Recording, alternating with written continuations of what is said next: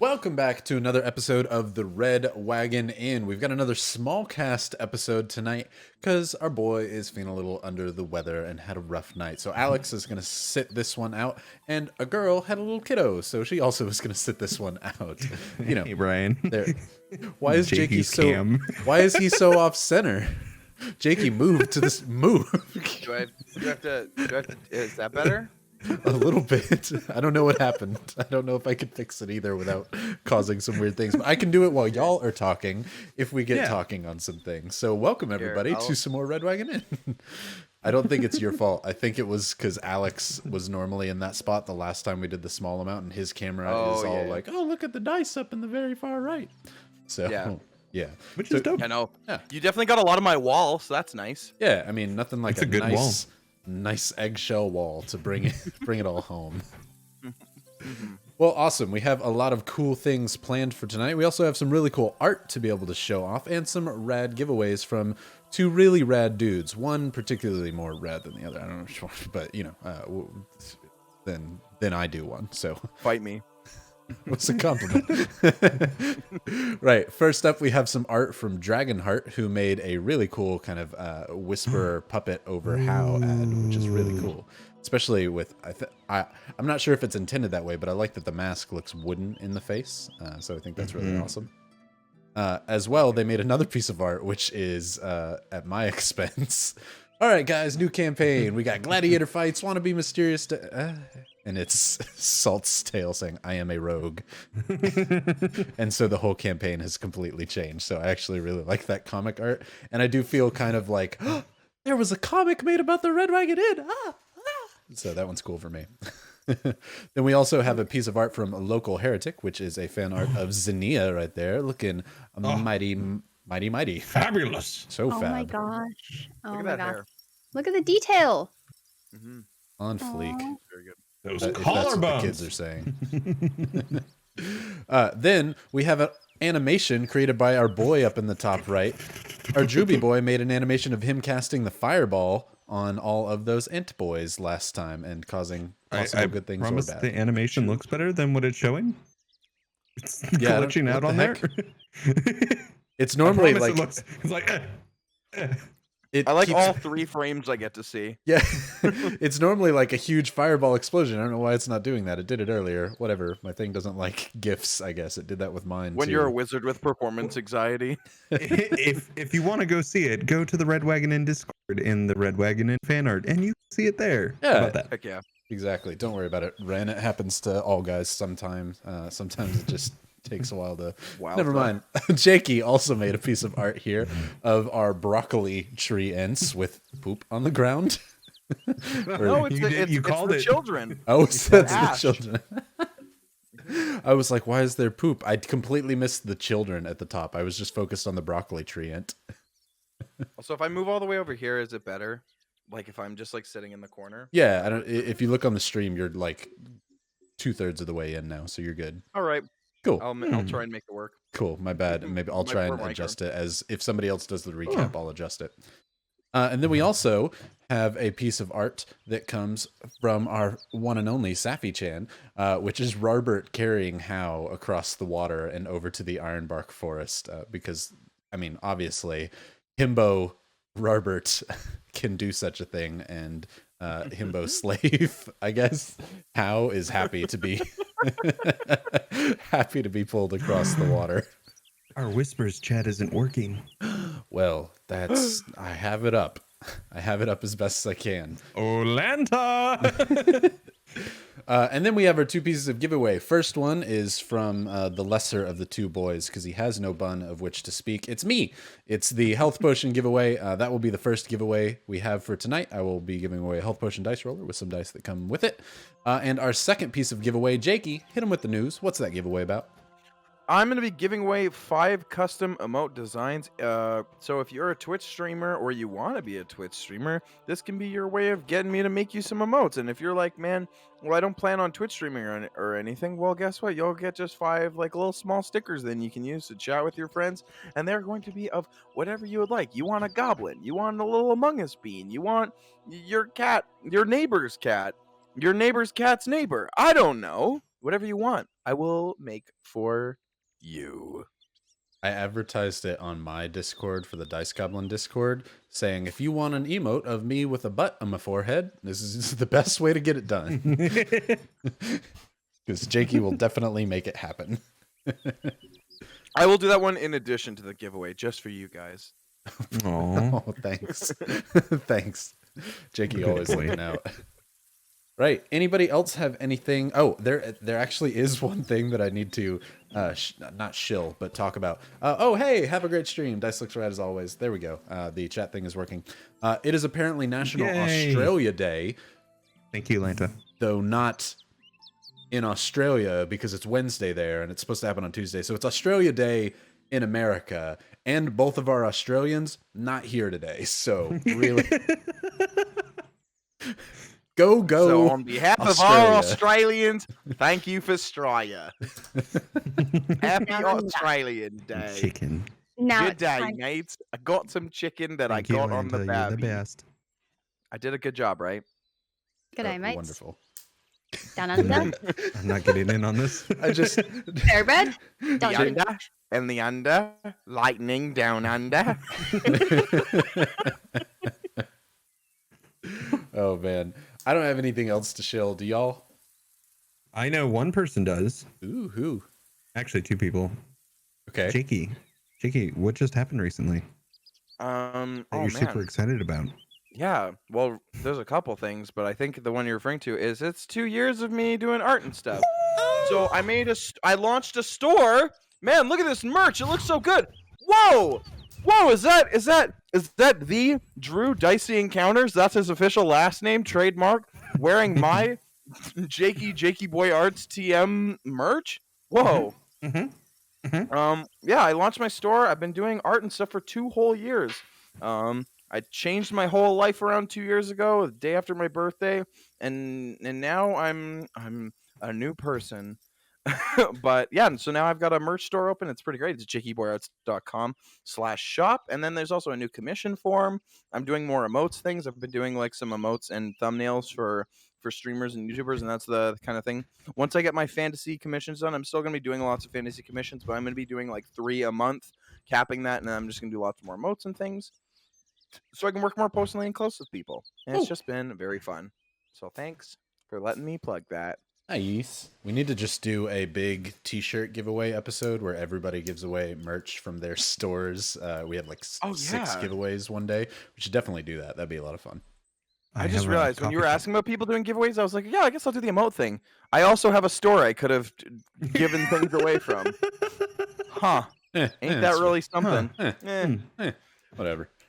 Next got week one more I'll shout-out. throw in next week. You know what? I'll do a giveaway. I'll do like 2 hoodies. There we go. Cool. I'll join in on the shirt giveaway and stuff with Let's do you. it. No, Drew's got Heck yeah. some. Not yet. Oh well, Drew will have some at some point. Sometime in Well, February. by next week. There we go. That is in February. Late February. There we go.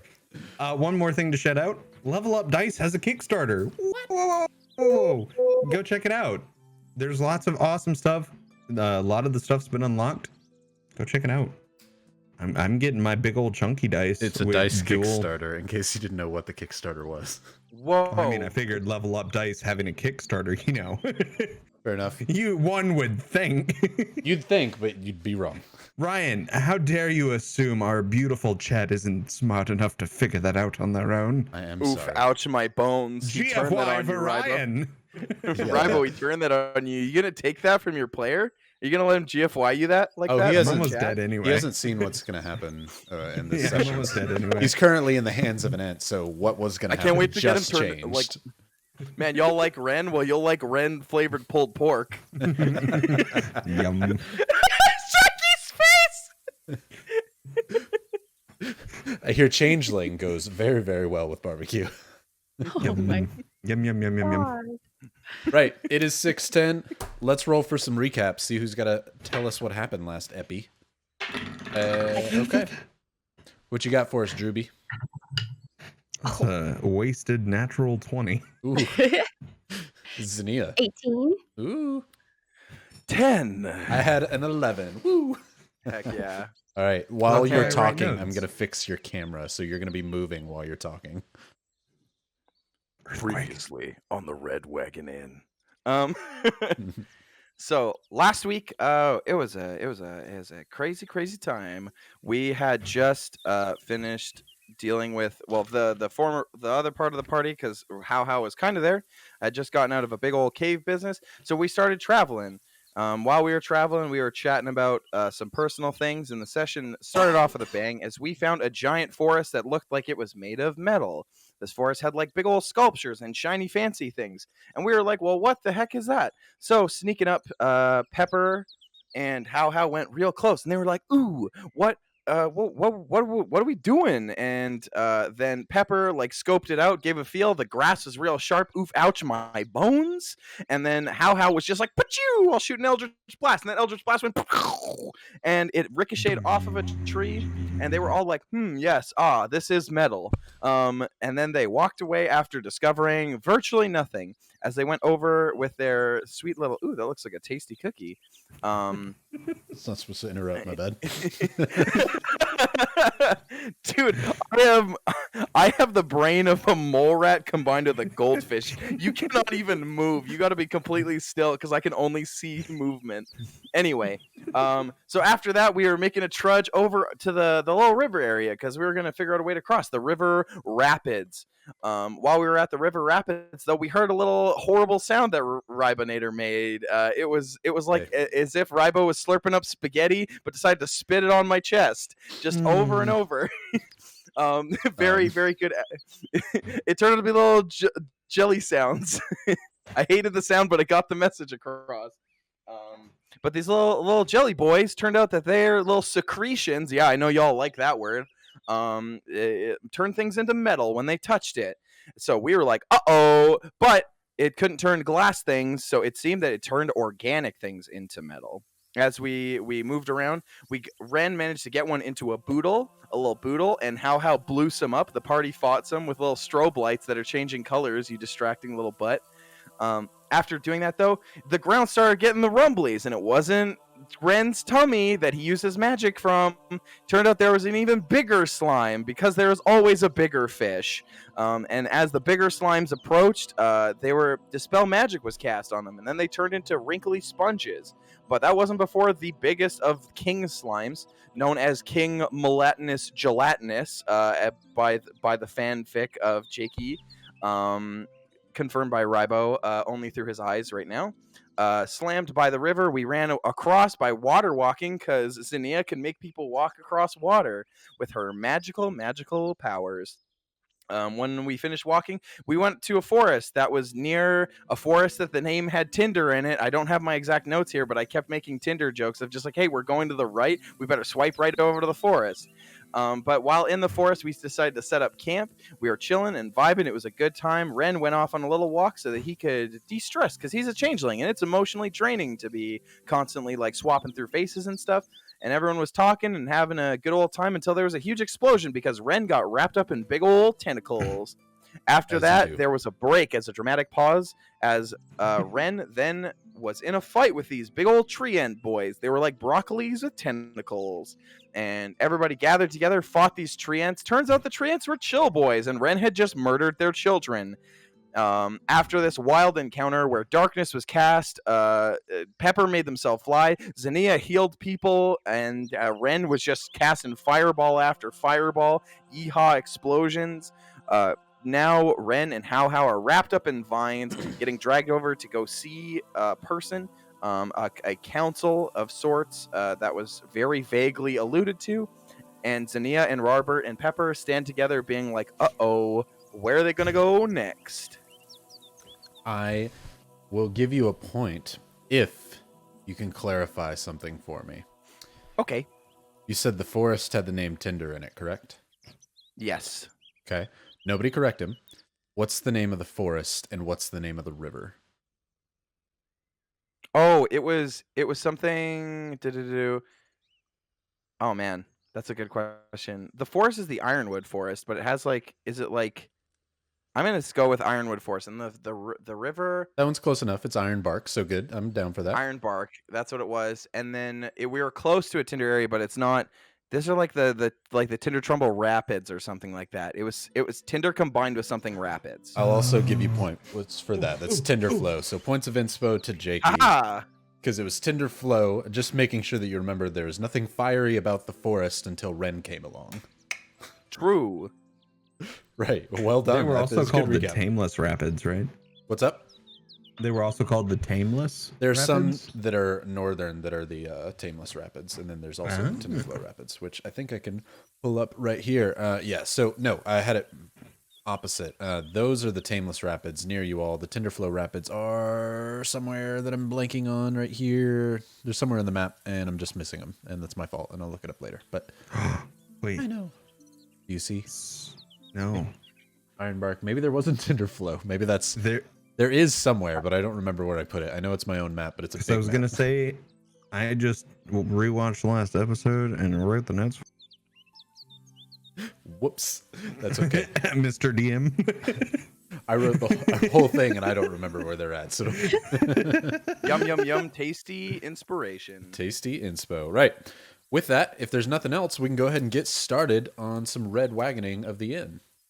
Woo! Beautiful. Everybody grab a drink, pull up a chair, and let's hang out at the Red Wagon Inn and where we last left off, as you said before. Currently, Pepper is flying overhead with their magical tail that functions like a mage hand, except with a little bit more strength to it. How is currently encased in some vine-like hands of the ironbark treants. The treants, again, are kind of squishy and fibrous, though their bark itself is really, really strong, like steel or iron, as it were to say.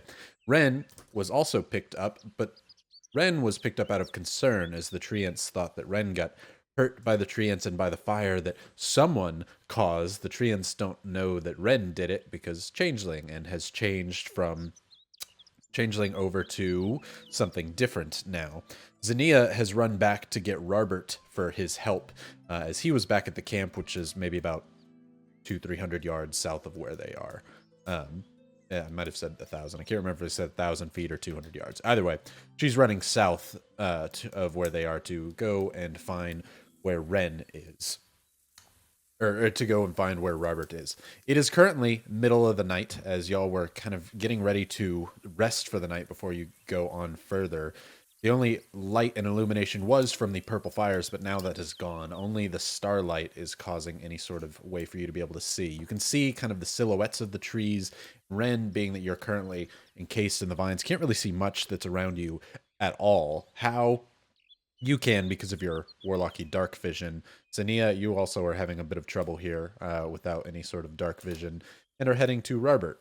You have dark vision. Never mind, I'm wrong. It is Robert who has no dark vision. As we're going to start with Xenia heading back over to Robert, as Robert was currently just sharpening his spear and a knife that Howe had given to him, since Howe started trying to chop some firewood and cut some off, but the iron bark have iron-like bark, and it caused it to dull your knife to that of a butter knife. So Xenia, you have rushed back over to where Robert was. You actually find him in the camp there, sitting next to all of your rolled out bedrolls and a small fire that he started up himself, where Howe was unable to get one going. Robert found some broken limbs that, again, are kind of floppy because of how the fibrous, soft trees are here. He started a small fire, though Robert is keen and used to trying to do things and surviving in a little bit more of a self-sustainment. He's created in a hole fire, which creates like a smokeless fire. As he's had time for y'all to be there doing that, he's had his own time to do things. So you only are barely able to find the camp just because you've been there before and you didn't go terribly far off in all of this. But you see Robert sitting next to this small hole with just little flickers of light coming out of the bottom of it. Robert. Run. How? Ants. I worried about you all. Wait, no. You came back here alone. That's bad. Where is everyone? Long story. Treants. Ren. How? Holding. I think they're going to like a camp somewhere of the Ents. We gotta go. They're leaving already. We can't waste. We have to go. We have to go. Should we grab the bedrolls or just? Yeah. Sorry. Yeah. And I'll try my fastest to like gather up all our equipment. Okay. Is no one left their stuff here besides the bedrolls? Did they? Right. People were just kind of generally setting up camp, but everybody brought their stuff with them. Okay. Yeah. So I don't want to leave anyone's stuff behind, and then we'll wrap it as quick as we can. I'm gonna try to run back in the direction that the ants are going. Okay. It takes you like a minute or two to gather your stuff, as Robert also is helping with that and digging a little bit of dirt to throw onto the fire to completely put it out in there. And as he's doing so, he's grabbing his spear and tucking it under one arm, having his shield ready to go in kind of a quick pace run. Are we going in? Which trees do I? He goes into like a whisper, like what? Yeah. That one? Do you speak Elvish? I do not. Okay. I will. Just these trees. Some of them are children. Some of them are elderly. But the ones I know. But the ones we want are moving, and they're carrying our friends. Okay. So, we might be able to hear them because they kind of move really slow and talk really slow. So, but we should. They're still tall, so they can like cover distance. Okay. So, that way. Then he pulls his spear out fully and follows you and says, "Okay, I cannot see here too well. I will." Just kind of puts his hand on your shoulder and says, "You lead the way." Does Sacred Flame have any light from it? Sacred know it's Flame, radiant. it could create a quick burst of light if you'd like, but things like prestidigitation and thaumaturgy are generally used for things like that. Yeah, okay, I don't have anything. Okay, Robert. I'll put my hand on his shoulder, on the hand that's on my shoulder, and then I'll try to guide us through the forest. Let's have you roll a survival to see if you can find them, since you are the guide. Ooh, 25. 19 plus 6. Holy crap. Okay, 25. You immediately, even in this dark landscape, you are a lioness. You're a hunter, queen of the jungle, even though you live in the mountains and not near this jungle. You are easily able to find your tracks where you once laid them. You have heavy, heavy lioness footprints, and following them is not a problem for you. As you immediately follow your footsteps back to where you came from, you notice scorched earth and fallen trees all around you and recognize the landscape from which the battle did occur.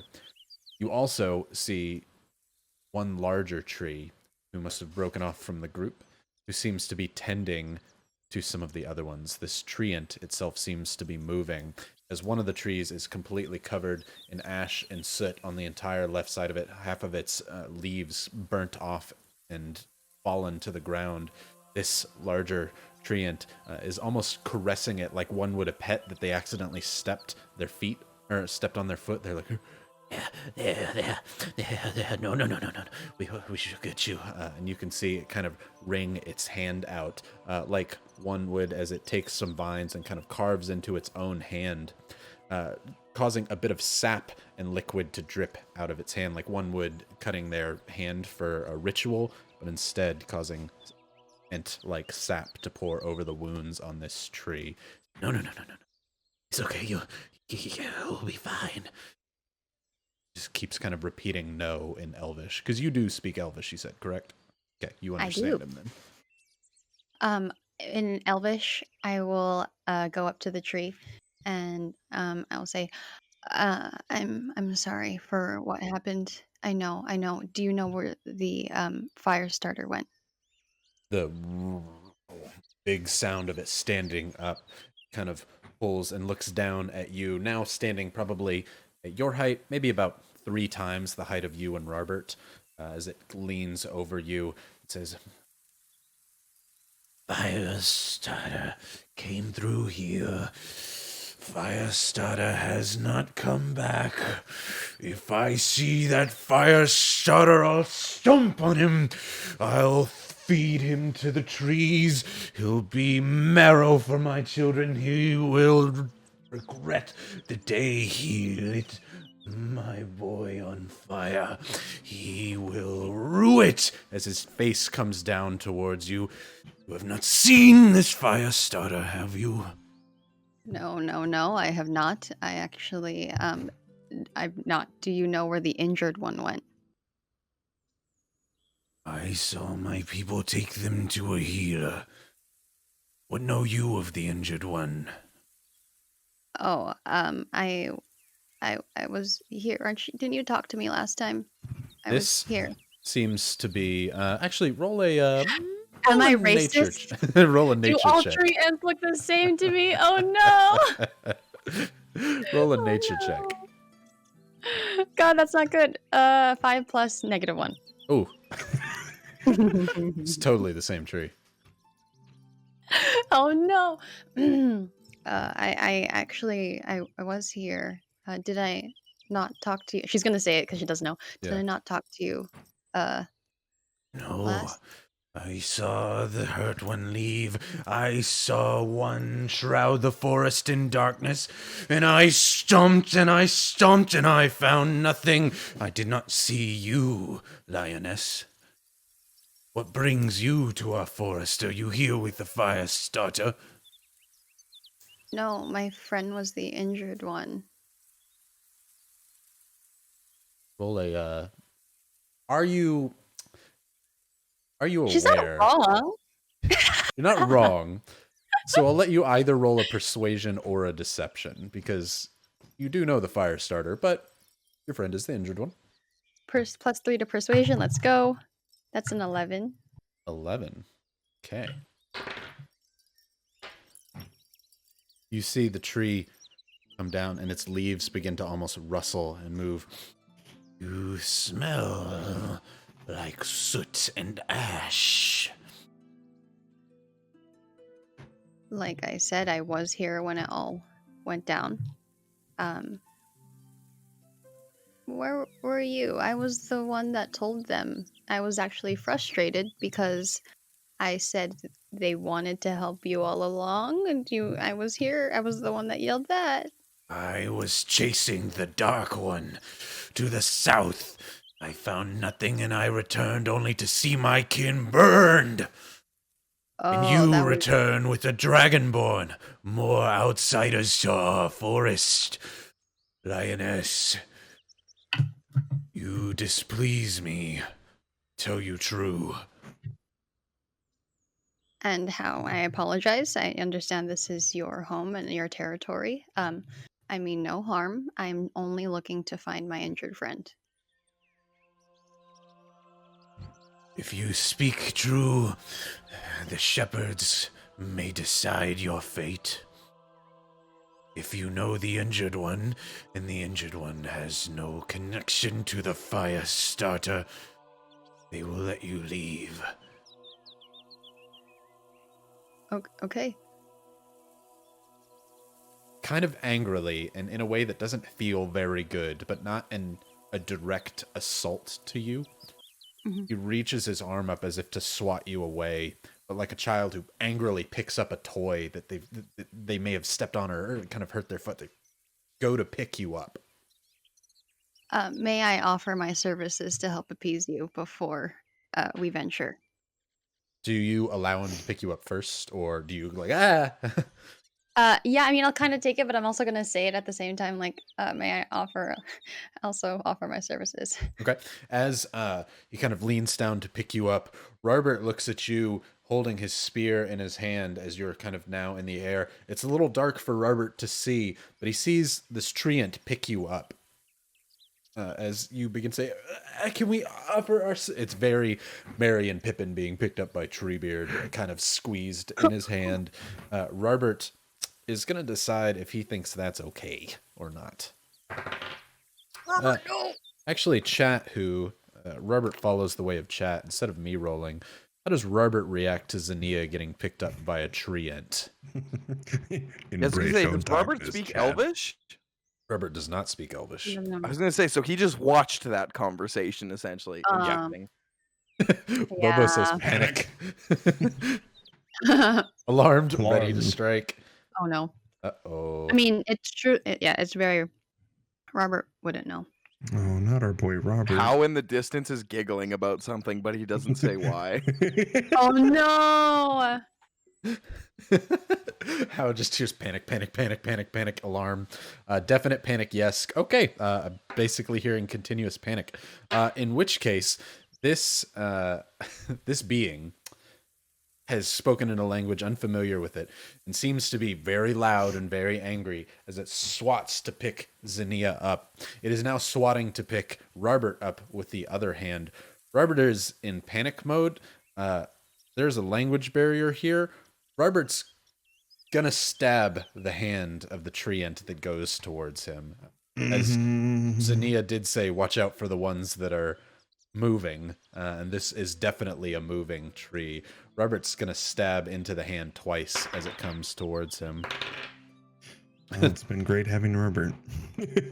2 hits. No. This is the treant that Hal was working on, so it is not Oh at no. full capacity. Let's see here. Robert takes its spear. I can't wait for Robert to say, I saved you, and Zinnia just looks in horror. As he's doing that, she's gonna say, "Robert, no." In that exact tone of voice? Yeah. Robert, no, come on. No, don't. Stop. Come on. No, stop. Please, don't. Do it. Very This Willy thing looks like Wonka. it's going to attack, and he sees Zinnia like in the dark and hears nothing but the that's the only sound, not Elvish, that he recognizes. As the swat comes down, like a boar charging him with a boar spear, Robert sticks his spear into the ground and leans his weight into it as the treant stabs into it. And then as Robert pulls the spear up, the treant actually picks Robert up like a thorn in his side. Robert then uses the spear, pulls it out, and brings it down on the treant's knee with 2 hits. With 2 smites added onto each hit, Robert does a lot of damage, actually. Smites? Did you say smites? Robert's a paladin, girl. Of course he's smiting. Oh no. That Hal's is- gonna use what's it called? Sending and just be like, to Zinnia. So how's it going?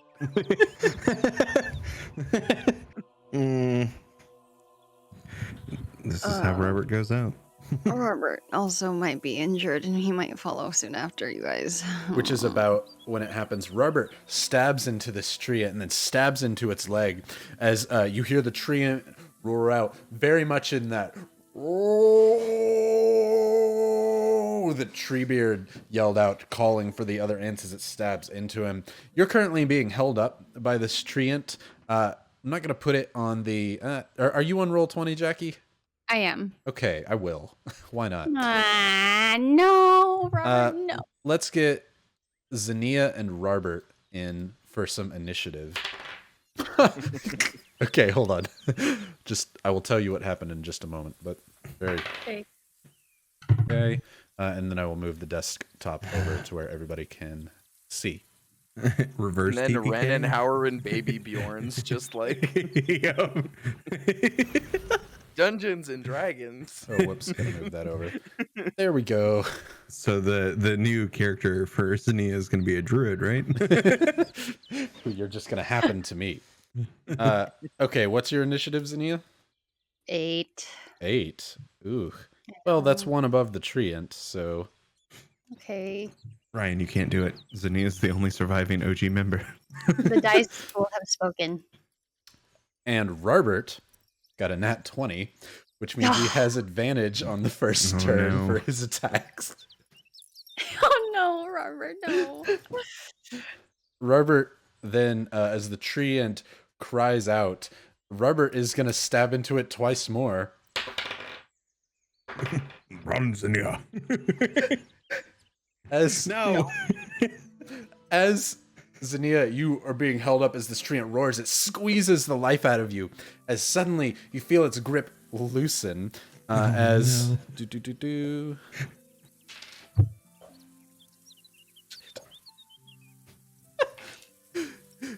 You hear 1,000 whispers, a dozen screams, cries for help. They all seem to come from the tip of Robert's spear as this treant cries out. He slams it into the open mouth of the treant, causing an explosion of purple energy. And as the treant begins to fall, Robert rides the treant down and rips the very fibers out from the inside of the treant's mouth, because this is a soft treant, as he pulls the bark off of this thing, as you find yourself loosened in the grip falls, as Robert absolutely wrecked the rest of this treant. It was already at half health from How's work on it, and so 4 hits with 4 smites. That was quick. That treant's down as you fall to the ground, Zinnia. The X's on the eyes. Robert, no. Oh, fuck. No, Robert. Oh, fuck. Oh, no. Okay. He rips off a piece of bark and throws it off. Pulls a spear out of the sap. No, I am fine. You do not need to worry. As you're saying, like, no. He's like, no. I am fine. He still can't see much, but a big thing like that, he's not too hard of hitting that thing.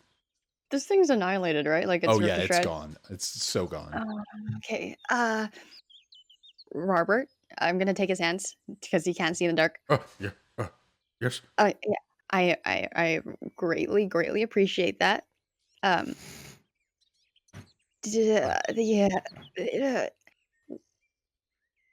He was gonna take us to our friends. No. He swatted you, he squeezed you in his hands, and he was going to strike me. No, so he was gonna take us to our friends. Wait. By force, right?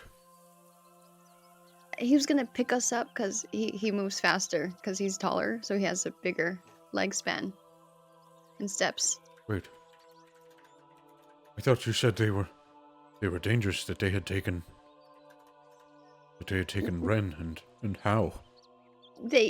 Okay. I must admit I was out of breath. I didn't have time to fully explain what the situation was. So it was all a misunderstanding.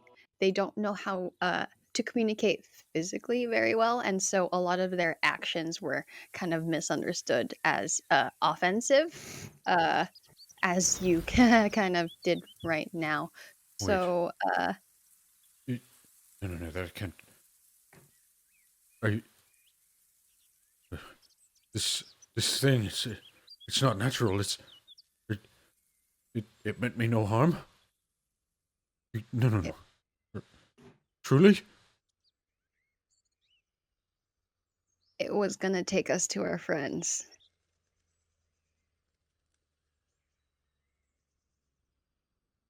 Herbert kind of falls onto the ground. You can hear a spear drop on the bark of the tree that he stands upon. But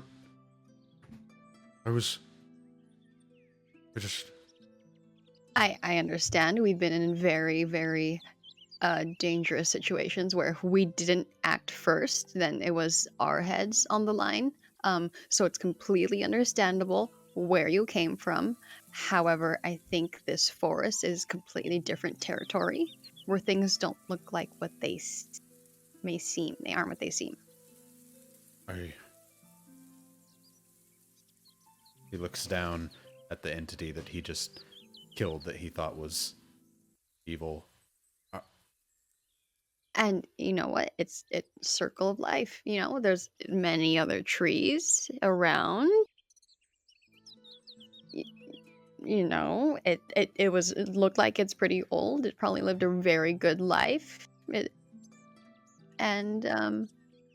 know, we can't hang on to the past. And I think the longer we talk, the further our friends get. As you say that, Zinnia, in the distance, you hear almost like calling out or replying to the cry. You hear a very similar coming from the distance. And I think that's our sign. I think we should go to the sound. Ready, Robert? no.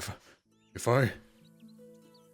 I slew something that didn't mean it, and there's more of them, I will take my penance. I must answer for my crime. What What? No, you. Who? No, you don't need to. No. What penance? What crime? No one's charged you. I've killed something. It was trying to help us. I slew. It, misunderstanding, miscommunication, language barrier. Roll a Completely understandable. persuasion to try and calm Robert down. Let's do ice cream dice. Let's go. Oh, wait, no. All right, we're good. We're doing that dice. Persuasion, you say? Yeah. That's a 2 plus 3. It's okay. I rolled a 19 plus numbers. Okay, it's a 1 even. So it's the Neo one, right? Yeah, it's golf scores. Golf rolls? Yeah. Golf rolls? One brain cell, me and Jackie. Where's nice Ren to when share. you need them? Oh yeah. Robert looks and says, "No, you spoke to it. This was an intelligent thing, and I thought it was trying to kill you. I was trying to save you, but if a lioness, your mother had come by and done the same thing, and I had misunderstood, what would be the difference?"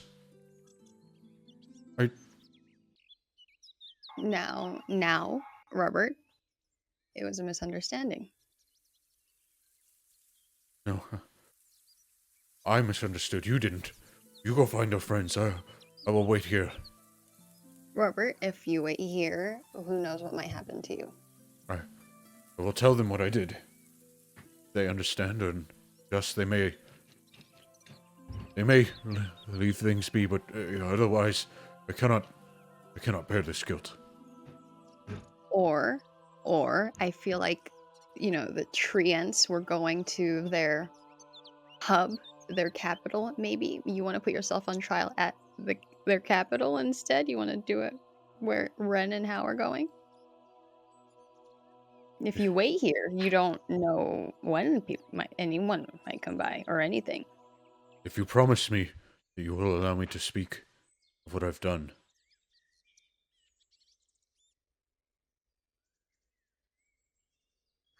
I would rather you tell the truth than leave you here and lose you again, Robert. So yes, Then I will come. I have no choice but to let you tell the truth. We will return, and we'll ask them what they do for the burial of their kin. I will perform the rites myself if I have to. I'll bury this back in the ground. Need be. Take Robert by the shoulders. Robert, you are too good for this world. Roll a perception check. Okay. Ooh, 18 plus 6, 24. 24. As you're kind of looking around, trying to figure out where to go and being like, okay, Robert, let's go. Let's get out of here.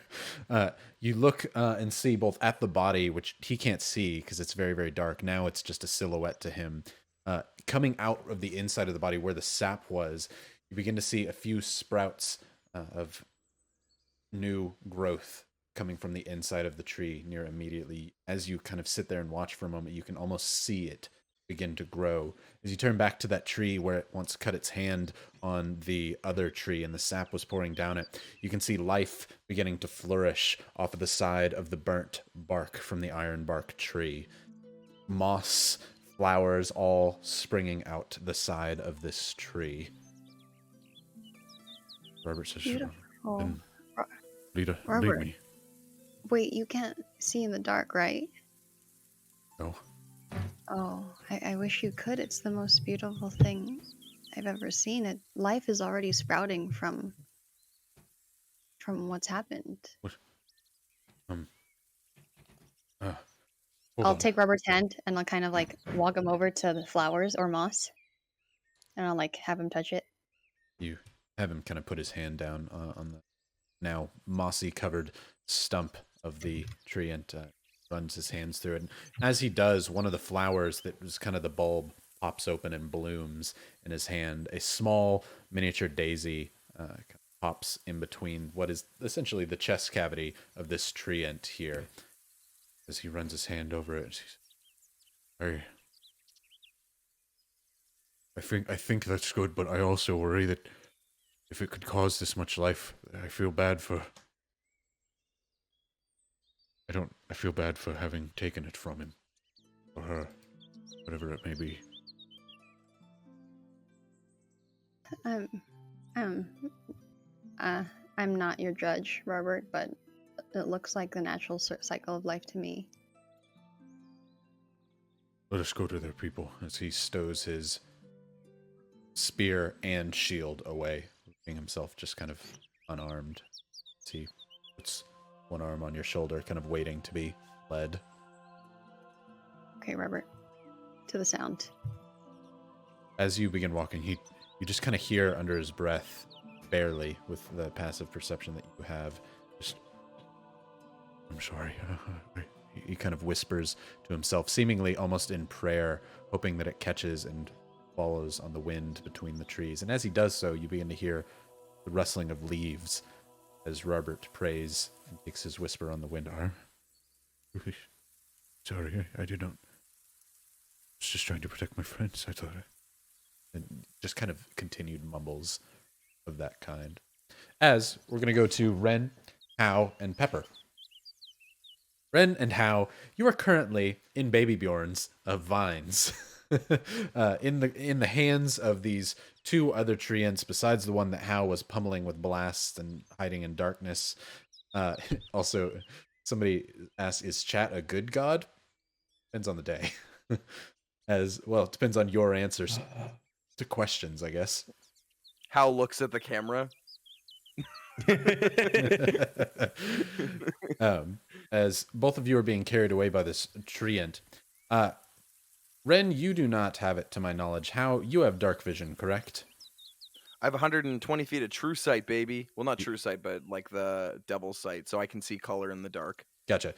Above you, hovering, about 100 feet overhead, every now and again you get glimpses through the trees of the magic of Pepper holding on to the tail floating above you all. You know at least that you are not alone here, as you and Ren are being carried away by these treants.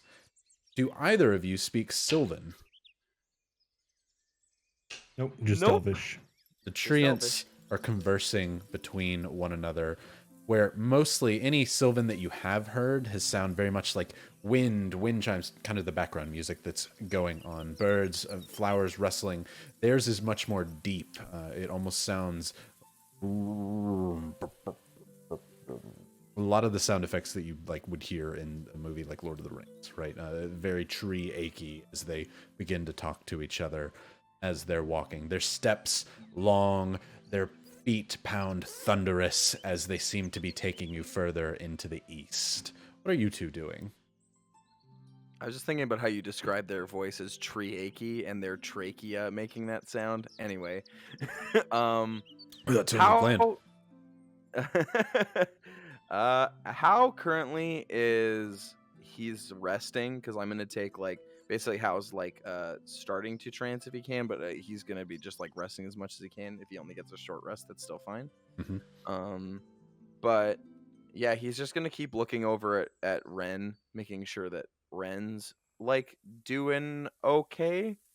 And if Ren's not really reacting, Hal's gonna wiggle a hand into his pockets and throw something at Ren's face just to be like, yo, you good? Ren, what are you doing? Just curled up in a ball. just taking it all in.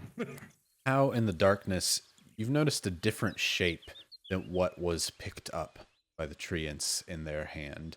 You know what Ren is capable of, but you can't make out what the shape is based on the curled upness of this new shape.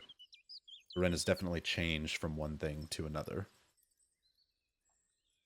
As treants take you all further, they seem to be walking for a solid 5 minutes or so before very, very far in the distance from where you're at, you hear the seemingly a cry out in pain from something deep and tall, very akin to the treants in the way that they talk here, as they all stop and turn their heads backwards in the direction that you came.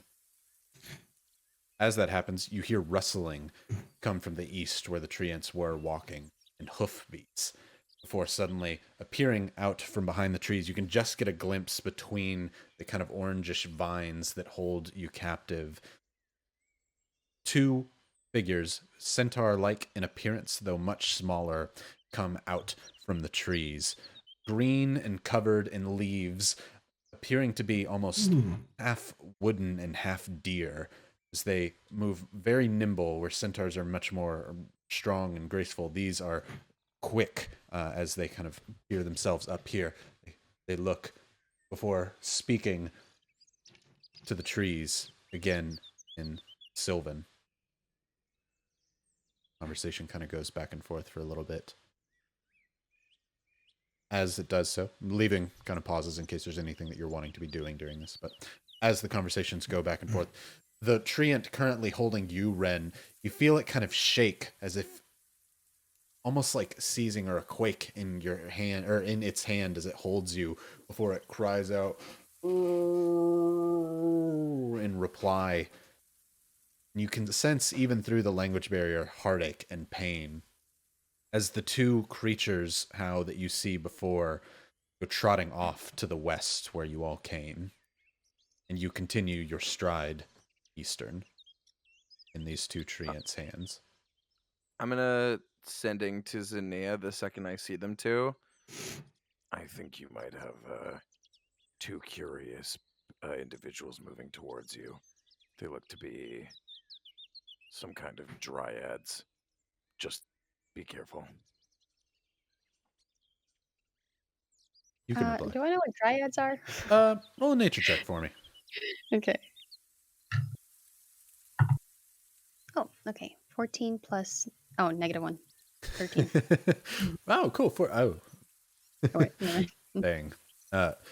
You've heard of them, but more in kind of passing legend than any sort of, oh, I've definitely seen a dryad. They're not a common thing to occur, but you've heard about them in children's tale. The dryads who watch over the forest, some of the keepers of trees and protectors of small woodland beings. You don't know them to be particularly dangerous. Okay. Thanks. How Robert and I are coming as fast as we can. Let me know when you get where you're going. I think we're close. Okay. Oh wait, can you do it unlimited between you and I? Yeah, 'Cause- as long as your name's in my book, I can just keep casting sending to you. Oh, that's awesome. Okay, cool. Cool. I have it with you and Robert right now. And I can have it up to my charisma mod. I forget to say that Robert is in a rough spot. He might have killed a treant.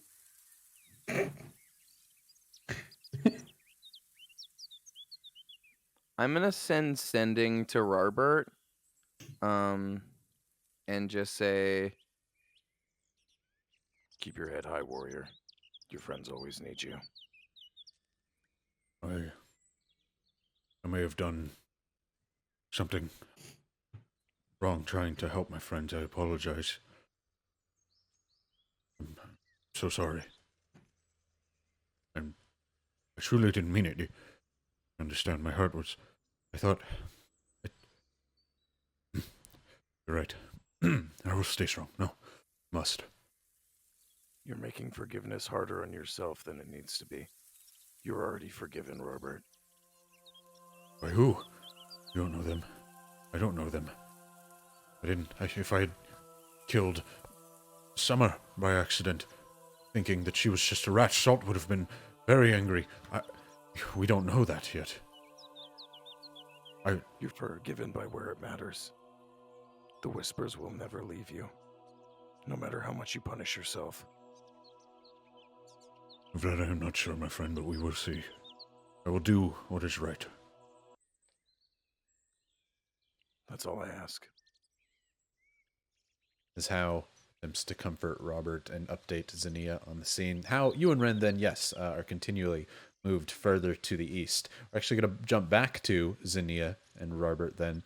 As you're moving further towards the east, Zinnia, with your passive perception, you begin to hear something moving very quickly, very swiftly, though not as large, in your direction, coming right for you.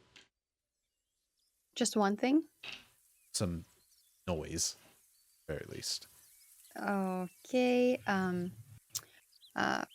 Robert, take a pause. Let's go behind the tree right here. And I'm gonna try to like hide behind a tree real quick, just in case. Okay. I'm going to roll stealth for you and for Robert. Robert is at disadvantage, and you're at +1, correct? Yes. Okay.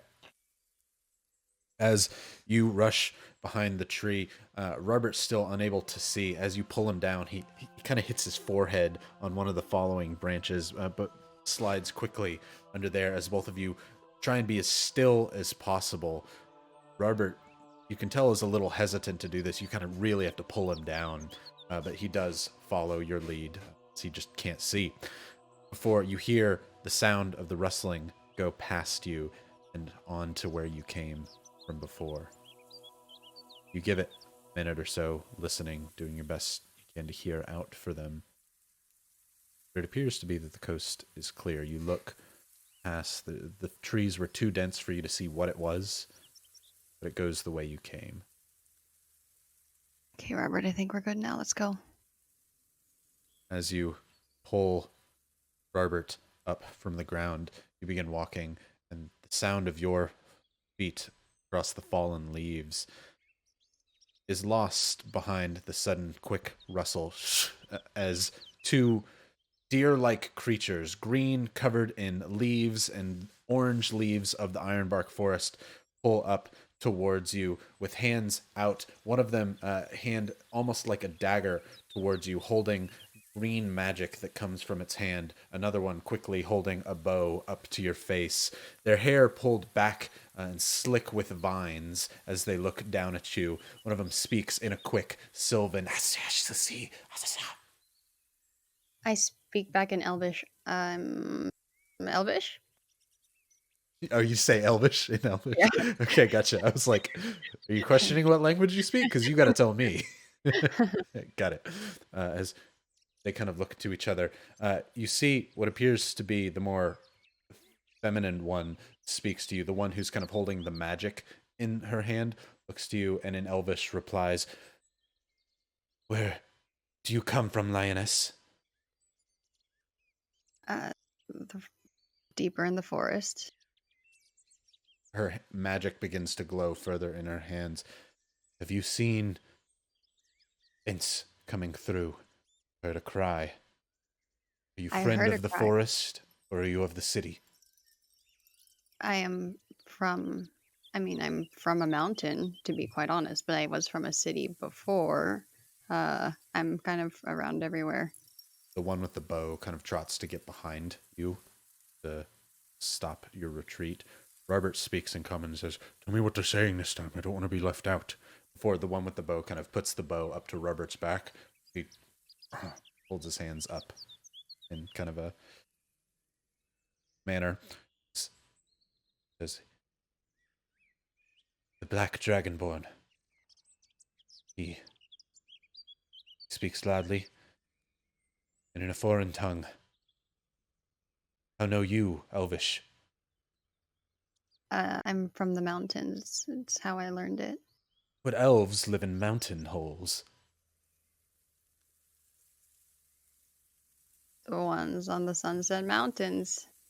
This Dryad is going to roll a nature check to see if she's heard of elves living near the Sunset Mountain. Kind of does the same little nod function, and you hear the retraction of a bowstring from the one behind as Robert kind of, before you hear the sudden whick, it sounds like a whip crack as you turn and look, and Robert is suddenly grasped, as he's not really resisting this, by vines coming out from the one who had a bow's fingers, almost trapping him like a rope around him. Robert, what did you say? They were wondering how I know Elvish, and I told them it's from the Sunset Mountains. I think they're worried because you speak common and you kind of talk loud. So if you could just tone it down a little bit, Robert, I think they don't appreciate it. Of course, I mean no harm. As he says no harm, the Dryad pulls him off of his feet as the vines kind of slowly encase him and pull him down. The other Dryad, now in front of you, pulls her magic closer to you, and her fingers touch your throat, and they feel like a blade, sharp with the nails coming off, as she says, You seek to lie to me, lioness. No elves would make their home in a mountain hole. Sunset Mountains. That sounds fictitious. A lie. Spawn of city folk. I mean, have you left the forest? No, I'm not meaning to be offensive in any way whatsoever, but it is quite a ways away. We are protectors of the forest. We would not leave. We protect from the likes. As she flicks her finger up across your metal arm plates there, Against those who would intrude against the woodland realm. We are just mere adventurers making our way through the forest to get to the city of Kern. City-state of Kern.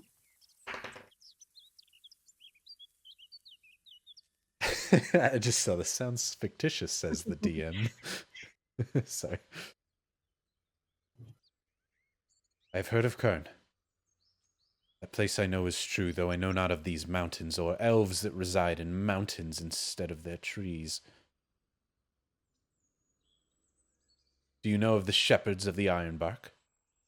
I do not. Do you know of the hag?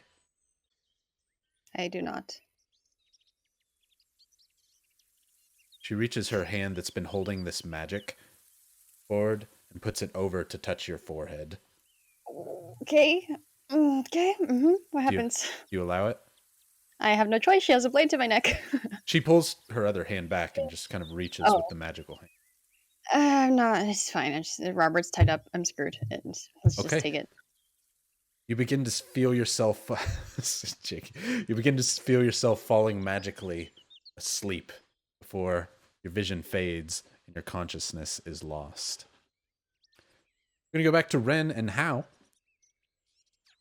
As you find yourselves traveling for a lot longer than you had expected. You had been traveling for 5 minutes, though traversing quite a distance with how fast treants can walk with their great leg strides. You probably go for another half an hour. You would imagine 4 or 5 miles from this current, or from your other location. Definitely long lost from near the riverbank. You're now thoroughly in the Ironbark Forest. Anything that you're doing during this time while you were trapped? I would say How probably hears occasionally out of Rin's little cage, just coughs followed by like, oh. Did you transform into your new thing prior to being picked up or after you got picked up? Almost like mid pickup. So like as soon as the cage would go around Rin, that's when that transformation would have started. Some sleight of hand. Sounds good. Okay. As you two have been walking for quite some time, you suddenly feel yourselves stop. How? You start to see lights in the distance. Ren, even you now, with no dark vision, can begin to see more than just silhouettes. Pink fireflies and large teal lights that seem to be coming almost from the water itself, as if the water glows. You're deep in some den of the forest where the magic between nature and the rest of the world is blurred, as the water itself seems to glow and run like rivers between the streets of a city. The whole area is illuminated as you walk further. You see several other trees, though unmoving, with similar vines to the cages that you find yourselves trapped in around a circle of stones. These stones seem to have carvings that also glow within them of different colors: blue, pink, green, though nothing harsh like reds or blacks. As you find yourselves being pulled in towards the inner circle here, there are several people, seeming to be mostly humans, half-elves, elves. There's a few dwarves, but there's no more than a dozen in total. As sitting towards the top of this almost throne isn't a good way to describe it, but more ornate chair made out of antlers, sits a half-elven creature wearing nothing but long robes made of bear skin and fur, rope tied around made of hemp, seeming to be a scarf made of feathers that flows down on two sides behind its back, almost like a cape, as stands up with a gnarled oaken staff, kind of holding himself to push it up. Though he does look young, seems to kind of struggle to stand, as again you hear conversations in Sylvan before that one kind of waddles its way over towards you all and looks up at you, Ren, and then over at you, Hal. Begins to speak in Elvish. You speak tongue of the forest. I speak the language of the elves. As you say that, he whacks twice on the treant's hands, and the vines fade away as you were gently lowered by vines, as if kind of like under the arms down to the ground. I'm just like the whole time I have both my hands up. Also, so it's been like 40 minutes of travel. It hasn't been the full rest of an hour. No. Okay, dang. That's fine. Anyway. As you're lowered down to the ground, standing now around this kind of crescent moon or half circle of people wearing very similar attire, though each of them seeming to be wearing the skin of a different animal. Some of them wolves, some of wolf fur, some of them just covered in feathers, some of them even having skulls kind of on and over their face of animals to where they kind of obscure what they are.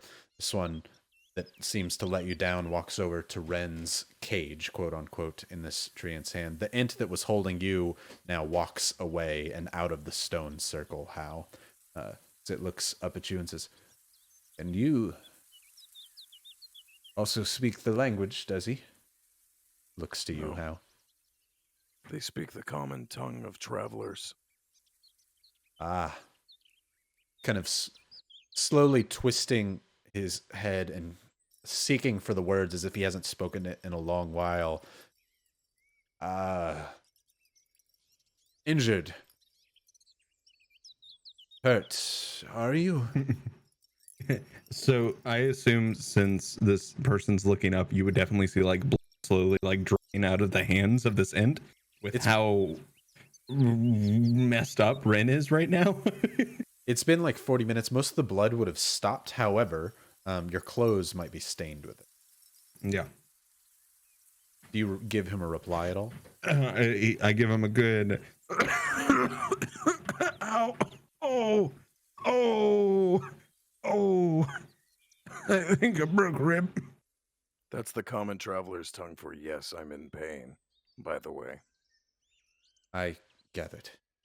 Kind of knocks on the thing, and the vines begin to pull themselves back and slowly lower what is not the same Ren that you remember seeing, Hal, but instead a different figure entirely, as Drew has made for us to see. An older tiefling is dropped down in robes very similar to what Ren was wearing before, as hasn't really had time to change, though the clothing is magical. Do you change your clothes because you're glamored, correct? Okay, then yeah, your clothing entirely changes over to this. This is the easiest way we can make art quickly because Hero Forge, so that's what it looks like now. Sponsor us. Let's talk Hero Forge.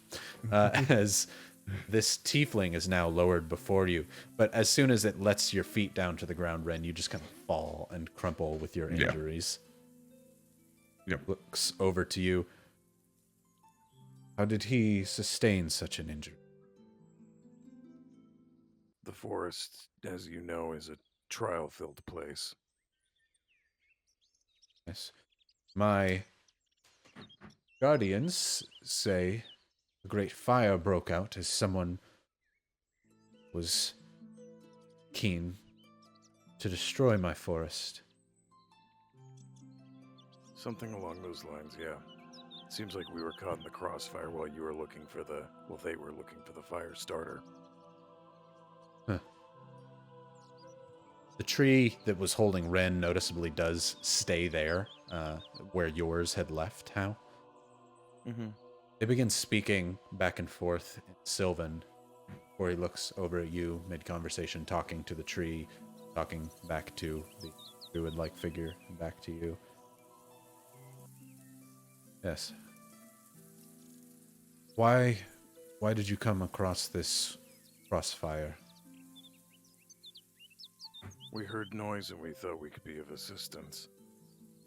It's what you do when you've been with heroic individuals, I guess. We just wanted to see how we could help, but we bit off more than we could chew. And Hal like lifts just the bottom of his mask and spits out some blood, because Hal is also pretty messed up.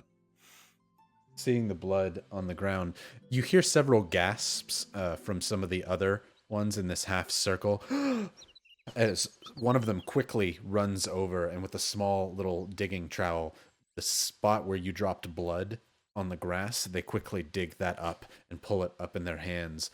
The one standing in front of you kind of does clasp one hand in front of his face. Please, we'll give you that alone. But do not spit blood in a sacred circle. Thinking I have a cup. I'll give you what you need. If you might tell me what you were doing in my forest to begin with. We're setting up camp. We're traveling. It was more so passing through, but we were taking in the beauty of the forest. I suggested we camp here, being that I can see in the dark better than most, so I wanted it longer to behold it. I didn't know that outsiders were welcome. There's not exactly signage. My barky friend here speaks that they saw a changeling start this fire. He begins walking back up towards the large antler-like chair. Did you see a changeling on your way? Changelings are a myth. I thought so. But perhaps one was seen in the forest. That worries me. You know, changelings. I've heard their blood is quite valuable, and bringing them into my forest invites several opportunities for misfortune to befall both them and my forest. There aren't any changelings here, I can guarantee you that. Only blood we value is the kind you find on a bounty board. You swear it, then? Yes. From what I know. Speaking in Sylvan, back to the treant, the druid figure sits back down on the throne of antlers, and you feel vines come up from below your feet. And Ren, you also feel a very similar sensation, just like you did before of the treants picking you up. Vines begin to enclose around you like bulbs. Okay. Let it happen?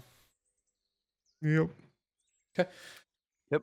As you see the vines go around you, the druid says, well then, perhaps you might be able to enlighten my friend as to why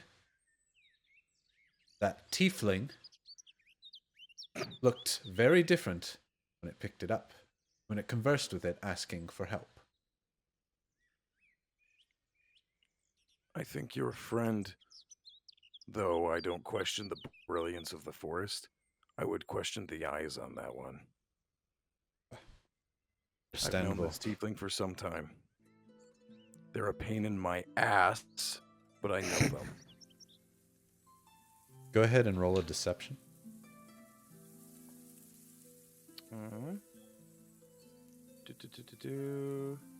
Deception. Ooh, I'm good at that. Ooh, warlocks. That's a 24. Solid. He sighs, and several whispers come between all these druidic figures before he kind of raises his hand. I'll give you another chance to answer. And think, as I would let you go, however, I would not let Changeling go for what they've done. I heard that they acted on their own, and I will leave that be. We are lying to protect a friend, I understand, but I do not accept what they have done to my forest. It is a late The hour is unfavorable. They will stand trial tomorrow at twilight. You can join them or not. But for now, we sleep. We perform our rituals. You may leave my sight. As the treant turns and begins shuffling you all off towards the edge of this large circle, still enough to where light barely illuminates you, but is pulling you farther away from where their sort of half-circle gathering was. Treant stomps and takes you over. The treant begins to speak. It says, I thought you needed help. I trusted you, little changeling. I thought that you just an elf.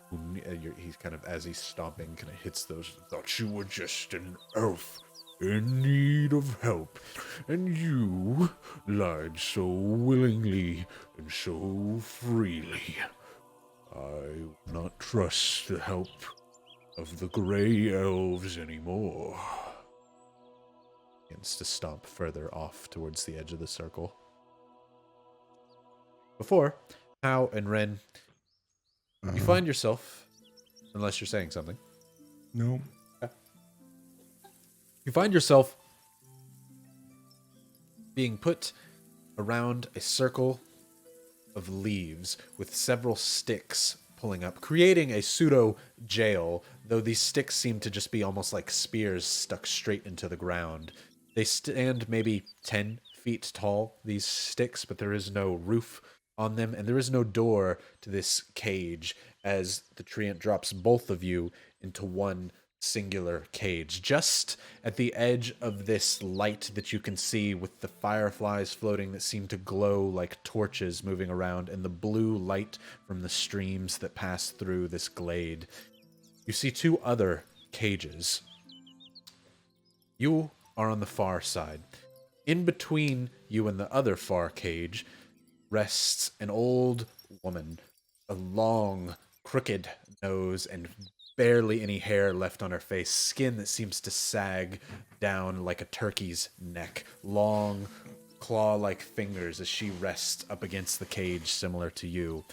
On the other side of the cage, however, you see your friend, Zania, asleep inside the cage, and Robert asleep as well, as you were laid down inside a cage. The cage, again, surrounded by several small leaves. There are a few small bones within this cage from whoever might have been last kept here. Vines growing around these bones, as if slowly being absorbed into the earth as you're dropped down. Treant says, Shepherds will decide for you tomorrow. For your eyes, I hope they see through them. Stomping. Before he fully leaves, Yeah. I call to him, and I'm gonna say in Elvish so that it's just me. As a side note, I also speak Elvish.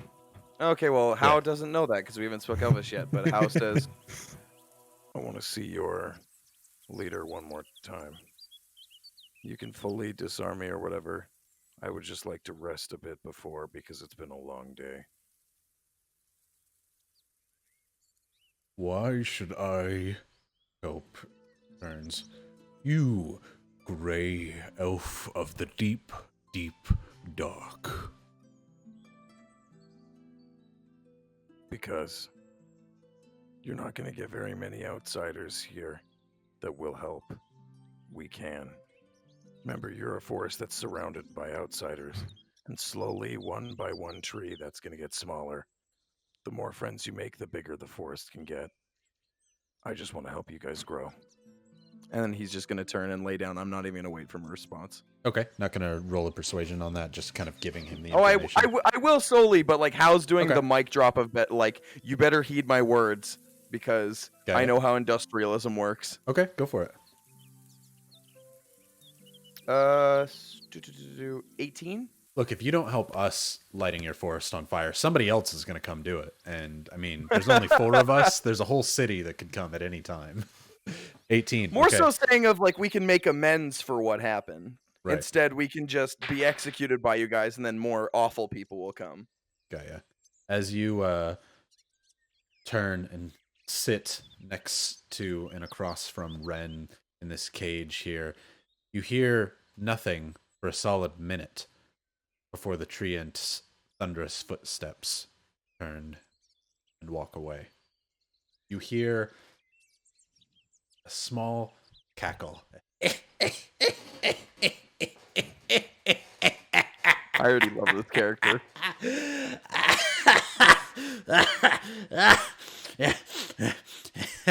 At this, Xenia, you begin to wake slowly to the sounds of a hideous cackle and find yourselves in the glowing forest of the Ironbark inside a druidic circle. Caged, where you see your friend Robert asleep in the cage with you. Across, in another cage, a cackling old crone with a long beak-like nose, and across that cage, familiar faces of your friends, How, Ren. Robert. Yeah. I touch Robert to make sure he's okay, like check him. Okay. And I turn to How and Ren. Well, it looks like I was brought to you, so that worked out. God. I'm gonna throw Xenia a bag of coffee beans that Hao just like has been consistently chewing.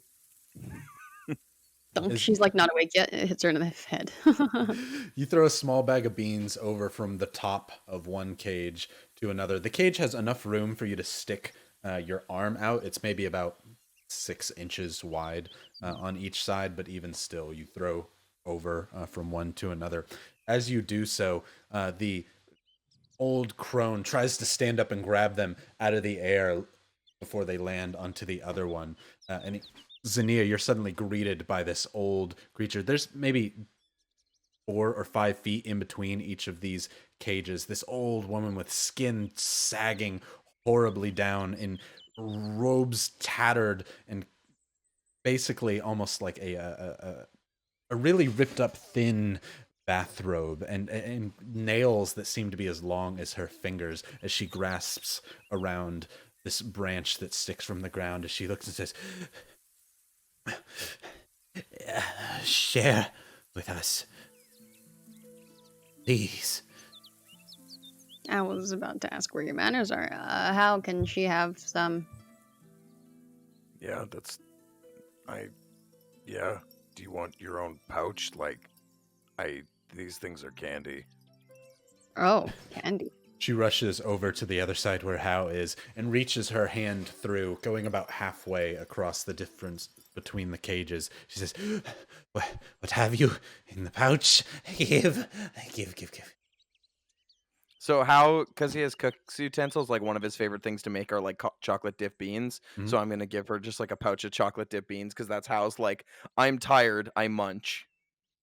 You reach over as you drop the bag in her hand. She snatches it out of the air and retreats to her cell and begins looking through it as you hear.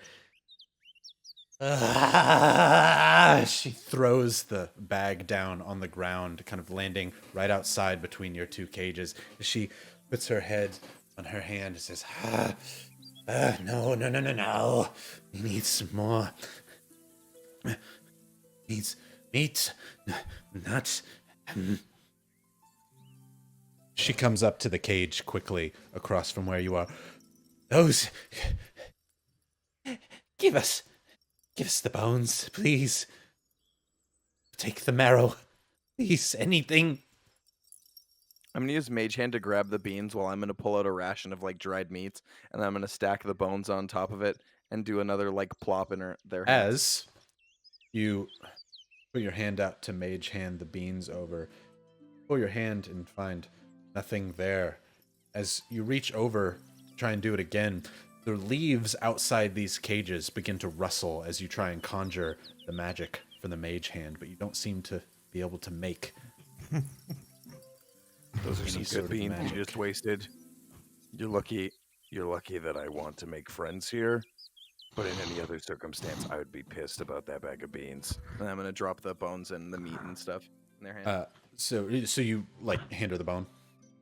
Yeah, I'm gonna hand her the bone, and then I'm just gonna take like one of my rations because I have like 10. So I'm gonna assume there's dried cured meats, grapes, and cheeses and crap in it. As you're going to hand her the bone, she reaches out as far as she can, seeming to almost like pull her own skin back, just trying to get at something. You hand her one of the small bones of some unknown lost creature. As you hand her the bone, seeming to be a femur, you feel a sudden shock, touch your hand, and you drop and let go of the bone as she also drops the bone and rushes back as if away from you to the cage next to where Zinnia is, crawling away. She says, she rushes back over and does snatch the bone up off the ground before she says, she cracks the bone and begins sucking the marrow as it drips out the inside of it. I see why you are here now. You...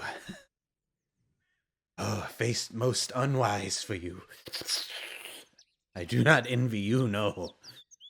She kind of twirls and gnaws with sharp, horribly brown and yellow teeth onto these bones.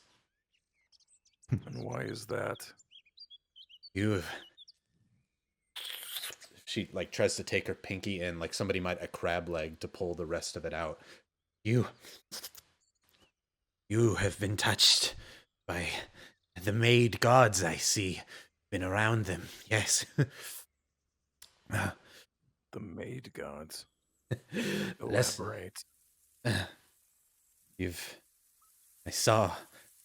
see you all. As she dips into the bones. Fate's most unfortunate for you, I see. The lesser beings, truly most unlucky. She just kind of mumbles to herself as she continues to suck at the marrow inside the bones. Cassius rolls over onto his back. How is it better if I just die? I've been like this for so long. I'm so tired. If you die, I will make sure to find whatever afterlife you are in, and I will kick the crap out of you. You've got a long, long time to live. Besides, like I said up there, you're a pain in the ass. And I sit by him, but you're my pain in the ass. And he pulls his mask fully over and leans back and starts to rest. Uh-huh. Zinnia, you can hear all of this clearly, by the way, this conversation and what's going on. She'll look at the tiefling and she's like, yeah, don't die. Not trying to. It's a little selfish of me, but I've lost a couple of friends already. I don't think I can stand it to lose more, so... Also, Zinnia, this tiefling makes very good chowder. And I did that knowing look of, like, I guess, like, because I still have a mask, so it's not as easy, but, like, how, like, does the face, it changes to a... I kind of figured. Thank you for the confirmation. This rock is comfortable. She'll just look up to the sky and, like, team Gideon, things have gone so downhill after you guys left. What has my life become?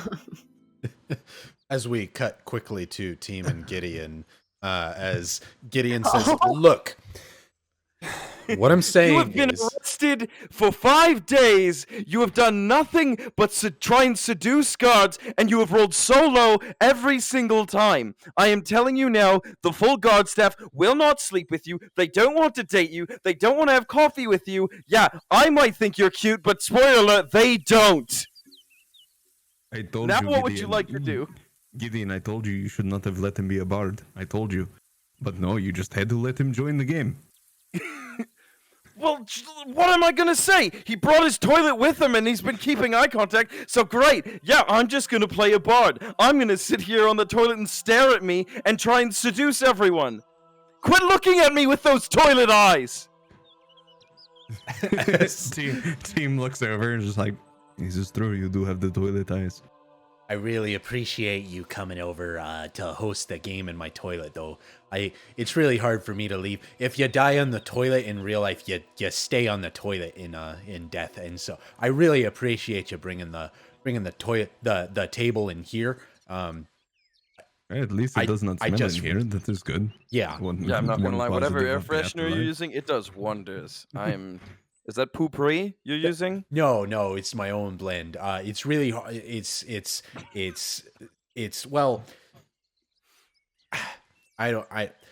it's not poopery so much. Say, I don't really like that word. It's doo-doo-pory, is what I call it. Otherwise, I'm gonna get sued by the copyright claimers. And as they say, when you poo, you don't want to have a sue on your hands. That's. Do you want to go into business together? As we cut back to as we cut back to Ren, Hao, Zinnia, and Robert's still asleep, and some old crone in between all of you. Cassius is gonna pick up a bone and just like chuck it at this hag. You just, throw like, it chuck to it her? over. Yeah. Okay. As you throw it, it kind of rolls on the ground before she immediately snaps it up. Again, the horrifying sound of as she rips it in two and begins trying to suck on it like a straw. How do you know how many times I've heard that sound today? So many times. Ren, or I should say Cassius now takes their nose and just back into place. Oh yeah. All right. As this tiefling cracks their nose, the hag looks over with a quick bit of hunger in her eyes before continuing to gnaw at the bones. Settle down, settle. Oh Jesus, my rib. Oh Jesus. Zinnia's just gonna sit against the wall of the cage and just. Can I tell you guys something? Sure. Since we have nothing to lose, we might die tomorrow. I don't like you guys. Cassius starts Cassius in their own cackle, just as good as the hag. I don't think it's anything of your own faults, but you came in like a couple hours conveniently after two of my friends died. Two more people come into my life, and like, who do you think you guys are? I'm Cassius, and that's how. You can't replace my friends. I don't believe we were trying to. Just you asked us to go on in the adventure, and we came. Was it me that asked? I don't think it was me. Or that one floating up there somewhere, wherever the fuck they are. Roll a perception, Ren. You may not like us, and that is completely fair. But here we are, all together. 17. And I will say with confidence, I think we are all doing our best to make this situation as agreeable as possible. But I wouldn't have picked any of you to be my friends off first glance either. So here we are. So it's either we die with hate in our hearts, or we at least try and make the best of it.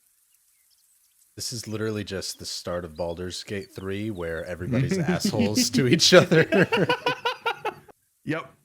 Later at the end of the campaign, we're the guardians of the freaking galaxy. Bunch of a-holes.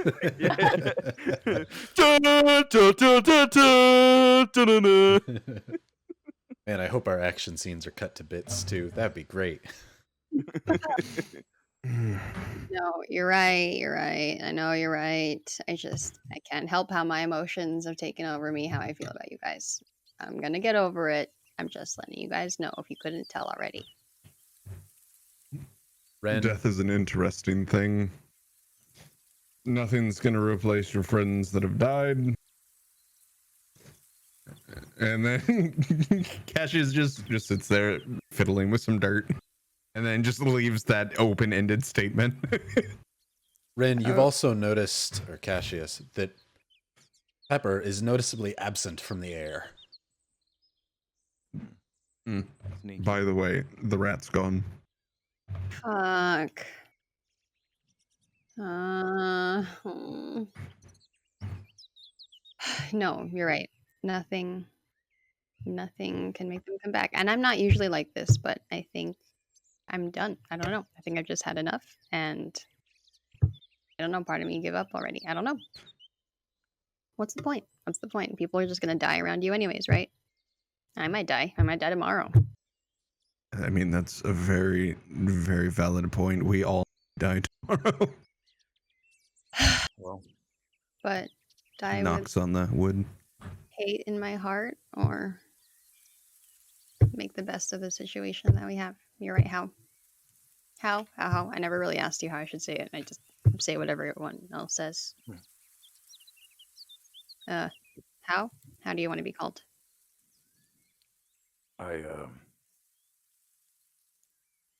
My name is a runic name. Oh, HW. It stands for He Who Hears Whispers. I don't really have an actual name. wait. Howard's gonna lean his hood forward and pull off his mask and face it in his hands, but so no one can see his face.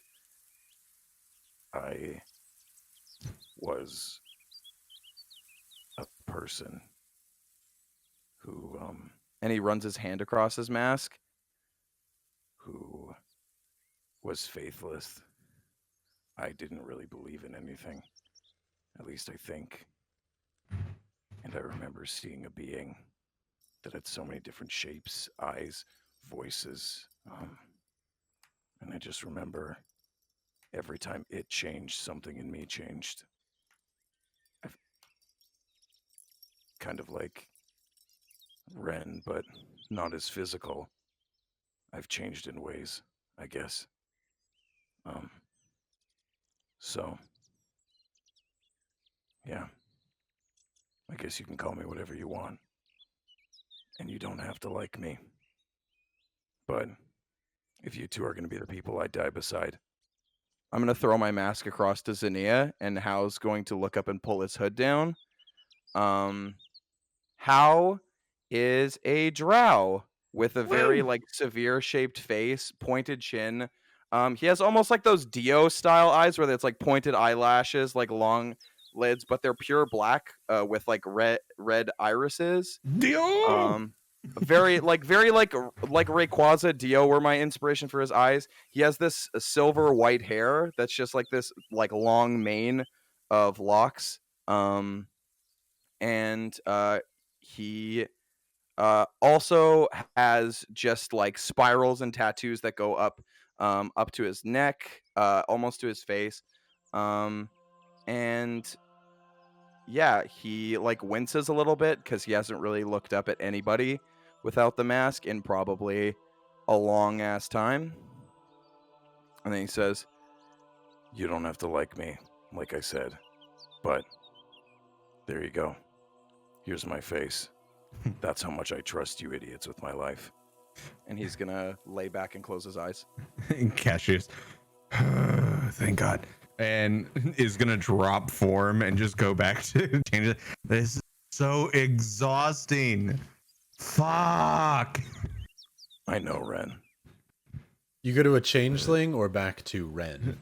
No, just a changeling. I'm Okay. just done. I know this hag's about to get all sorts of excited. Damn. How? Thank you.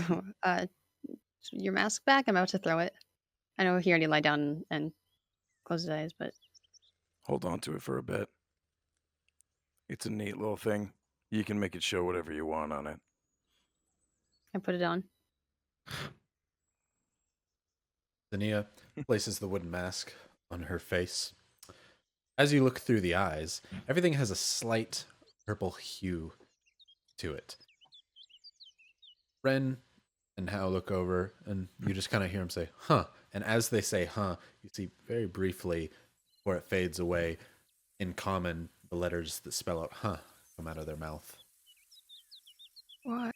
As you put it off and then back on, Zinnia's face looks very much like Jackie's, like, what the, on Hal's mask. It looks like Hal's face is going, what, on the mask before she keeps putting it off, confused, kind of repeating the same motions back and forth. You are sure you want me to hang on to this? It's pretty cool. And she puts it back on and see what he says. Yeah, why not? Wear it for a while. Plus, it's a fun toy. I'm not gonna lie. It is very stylized Scott Pilgrim, where whenever somebody says something that's really punchy and hits home, that Edgar Wright directs, like the words just kind of kind of fall out, very comic book-y as you read what Hal says. Of course, Hal's words appear with a slight purple glow. As Ren speaks in the changeling form, they kind of have this silver wisp around them. Ren's gonna grunt a little bit and slowly like slide over to Hal, and Ren puts their head on Hal's lap. I'm just so tired. I run my fingers through like Ren's hair. Just go, I know. Now all of us, let's go to bed. Okay. And let's look banging at the trial tomorrow. Hell yeah. Hold on. Ren snaps the pinky back into place. You hear a small Roll a medicine check. Oh, I hope this is good. No. Okay. I thought that was a 1. Medicine. It's a +1, so that's a 5. Oh, good. You take it and it's bent out of shape. It's off to the right. It's not in a good spot. So you think, heavy torque to the left should help. But you forget to stop once it pops in place. You just pop it over to the other as you take 1 point of damage. Yeah, sleep. Oh, sleep. Oh, better in the morning. As you do so, the crack of your finger attracts the attention of the hag. Off from her, she looks over to you, dropping the bones immediately. As she rushes up once again to the bars, holding her hands. She... Changeling, might No. I have a word? No. I can get us all out of this prison, Changeling. I have a name, and no. I don't trust you. Come now, Changeling. Just... You don't want You to think stay this here? is the first time I've known someone wants my blood? No. No means no. No. Going to sleep. No. She goes back over to the bones, kind of taps them together before continuing, but you notice her eyes continually darting back over towards Ren. Hey, Hal. That hag's gonna eat me. I feel it. Well, you kind of just made like the equivalent of like meat sizzling, you know? I can't help it, Zinnia. I'm just so tired. It's so hard to keep up. the How looks half trance is and- giggling. He just like he's still like he's like drow equivalent of like meditating sleep, but he's still just like chuckle laughing at the whole meat sizzling thing. Hey, Ren, What? have you tried this mask on before? No. Okay, wait, what face am I making? I'm like, As you see a drawn on version of Hal's mask, which you see down at the bottom right, it's just, she continually does the thing with her regular face, but it doesn't actually change, and you see the mask move because it's not like a hand where you can't see behind it. As soon as she puts her face on it, you see the face move from behind. It's magical. As she... or ready, really cute, ready? and then it goes like Super kawaii. The uwu face. It turns into the art from last week with the anime eyes. Mhm. look cute. Oh no, it's terrifying. Please stop. Everyone in chat is begging for uwu.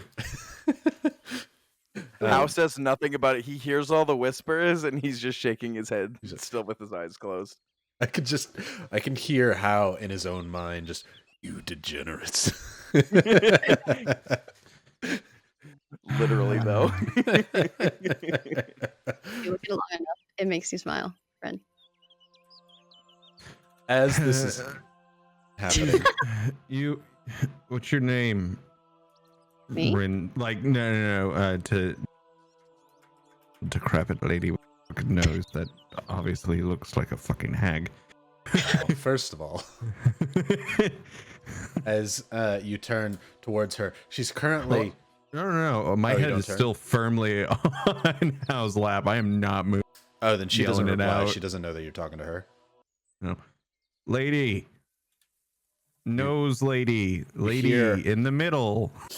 What sounds like Yep, someone that sucking up a one. bit of drool.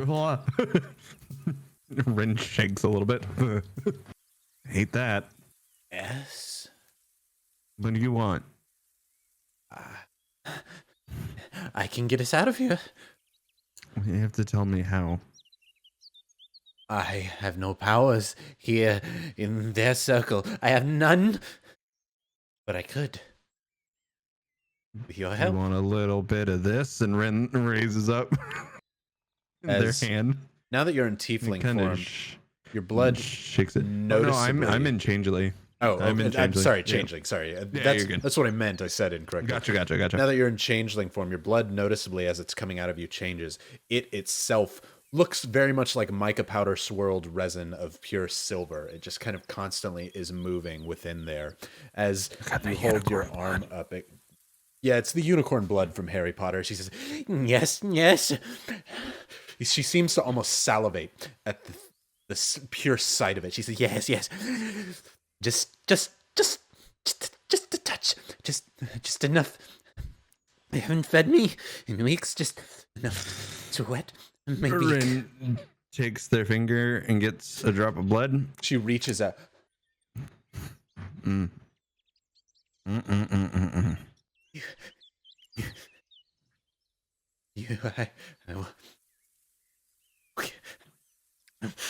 I will kill you. I will rip your marrow. I will seek pleasure in. Cook you in my pot. I will rip there. Okay, good night. Is- Yeah, and Ren just like snuggles in and goes to sleep. She continues with an angry tirade of hag-like things. And she speaks of gnawing on your bone, taking your hair and using that as floss. She talks about holding your toes over the fire until they pop like little kernels of popcorn, and swallowing them one by one and licking the flesh off of every little morsel. Everybody who is not Ren, who is currently taking part of antagonizing her, so you're a part of this, but everybody else who's hearing this, you should roll a con saving throw, as Hag's words themselves are poisonous.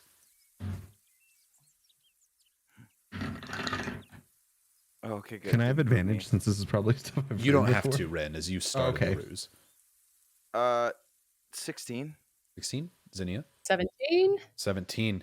You feel sick. You feel butterflies in your stomach that seem to try and pull themselves up and out of your throats, but you steel yourself as you look down and you see Ren laughing, as this seems to be his intention to get this hag riled up, and that kind of calms you.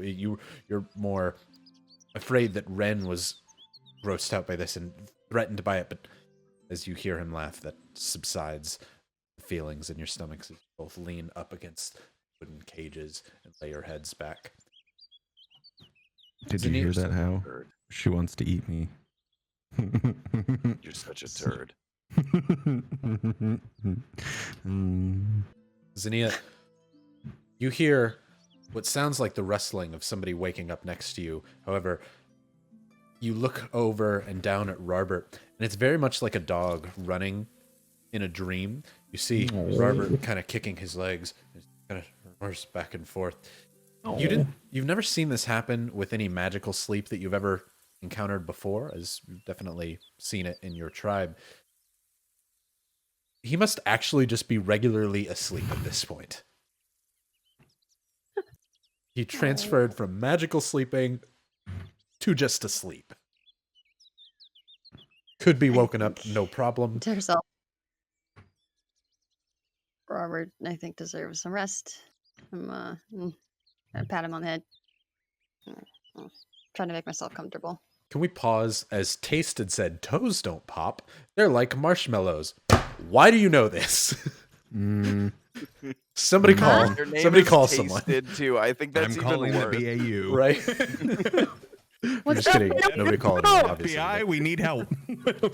Boom, boom, boom. Ladies and gentlemen, we got him. FBI, open up! I just picture that vine of all the like FBI agents throwing vases against the breaking walls. everything. Yeah. I mean, their username is Tasted. Their name is That's what I Tasted. said too, yeah. Nice. As Zania, nice. As you pat Robert on the shoulder, just continuing to let him sleep. Is the intent then for the three of you who are currently awake to let the night pass and to get some rest? I'm gonna sleep until if Buddy comes and gets me, but yeah, basically. Well, Okay. I'm gonna wake up in 4 hours, so. Cause I'm a drow! Whoa! And I am heavily wounded. Whoa! Everybody's like, I'm a lioness, I'm a drow, I'm depressed. I'm injured. I got a rock. Right.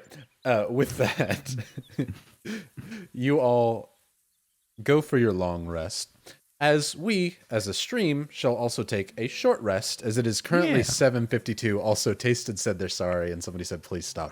Obviously, we're messing with you, Tasted, though I did have to Tasted, point it you're out. all good. We love you. Yeah, absolutely love you. But with that, it is 7:52, about to be 7:53. How about we come back right at 8 o'clock, so 8 minutes from now. Right when that happens, we're going to do the giveaway quick and get right back into the stream. So if you haven't done so yet, make sure you do ! You better do it. And be following the stream so that you could possibly win some health potions from me with some dice. We're for only dice at rollers. 48. 48. There's 65 people in there, only at 48. So you better do it. Hop Get in some there. more. Do it. Also, for anyone who was curious, the art of How, That's so How's original design was based on a commission of one of my first D&D characters. So I put the commission in the How channel. This is the art I paid for from an artist. I need to grab their name. It's an old email and I've just had it forever. And this was the design that inspired How. I don't know if they still do art or anything. This is probably like at least like 4 or 5 years old. But yeah, I've just sat on it, and that's the design. I'll grab it and throw it up when we come back too. If you find the artist's name, that way we can give them cred. Yeah. Beautiful. That's We'll be a very back valid point. in 6 or 7 minutes and see you all soon.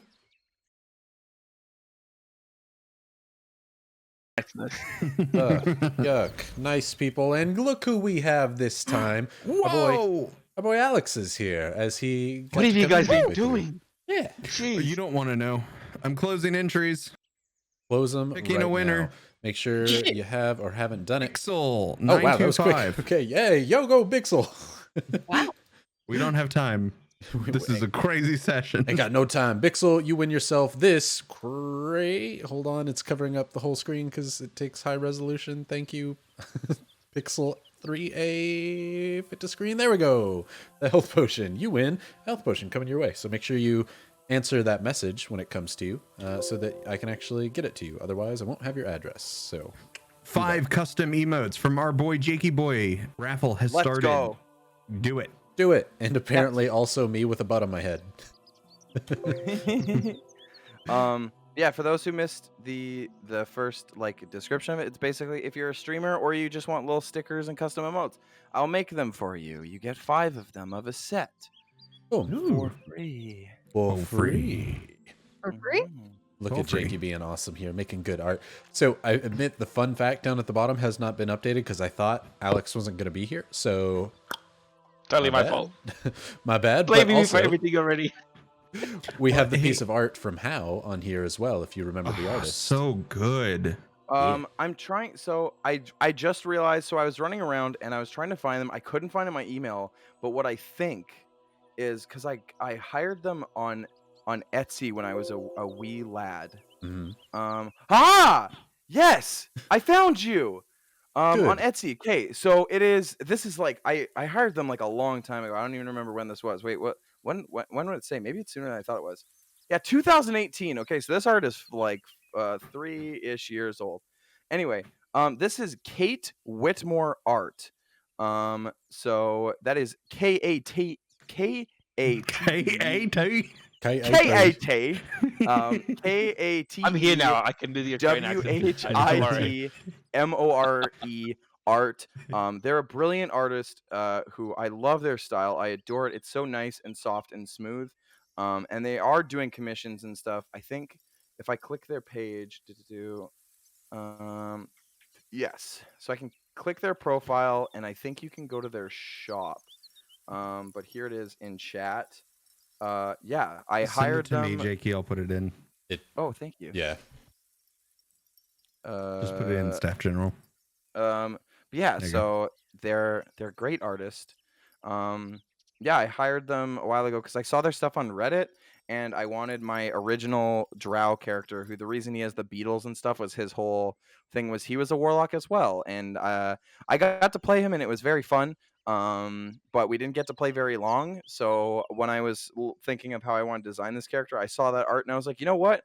I want to utilize this incredible art by this amazing artist. So Kate Whitmore. Boom. K-A-T Whitmore. K-A-T. K. Right. Since we did it so quick and awesome art and awesome thanks for Jakey for the next giveaway, let's get right back into it. Everybody was currently going to sleep with the effort for a long rest. And it's convenient that Pepper is back as we were about to go to Pepper doing some shenanigans. Pepper, since you've been gone, you've been watching the whole time, correct? Of course. Of course. Couldn't stay away. Right. Who couldn't? As you've been seeing everything go on as you have been secretly stealthing around, but staying quietly out of the circle.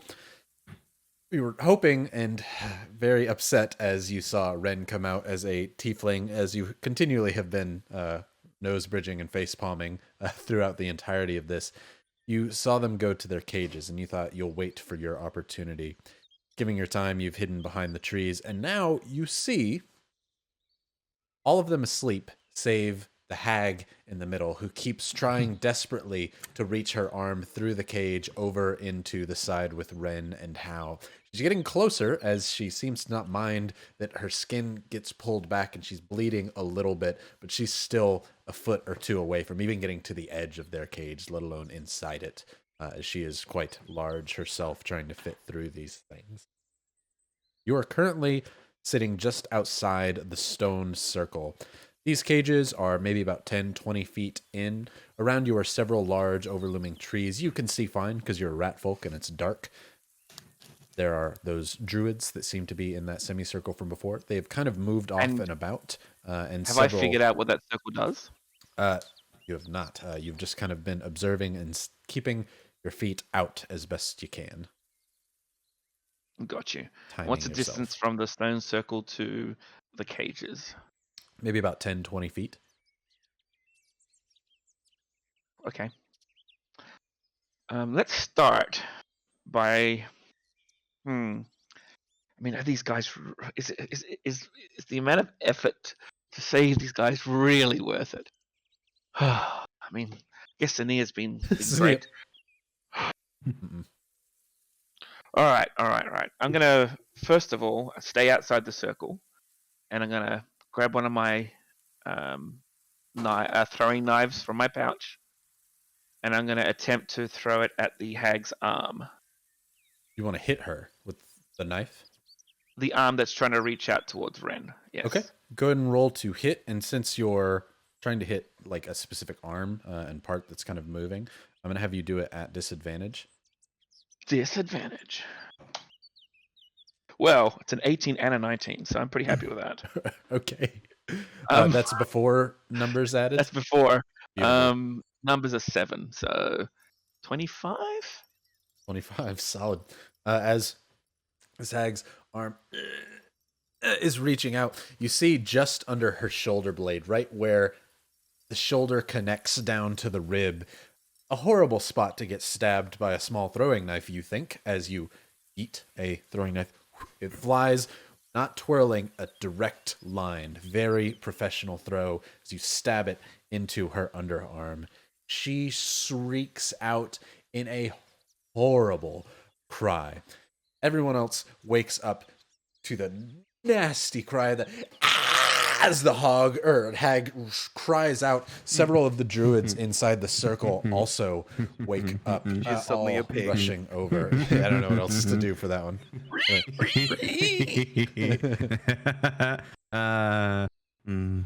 As she seems to be clutching her side, bleeding, she's trying to pull a knife out as she seems to keep kind of yelling as she looks around, trying to see what happened. She's gonna roll a perception. Pepper, are you standing there just like I threw it? Oh no, I'm Or- gonna hide as soon as I did. Okay, I'm gonna roll your stealth too then. You're rolling it for me, right? Yep. Okay. Yep. You rush behind a tree that's just on the outside of the glade there. Hold on. Is it a tree? Do you want to check? Roll an investigation or roll a nature? Sure. Oh, you guys need the cam today. When I don't have the cam, that's a natural 20 plus 2. Solid.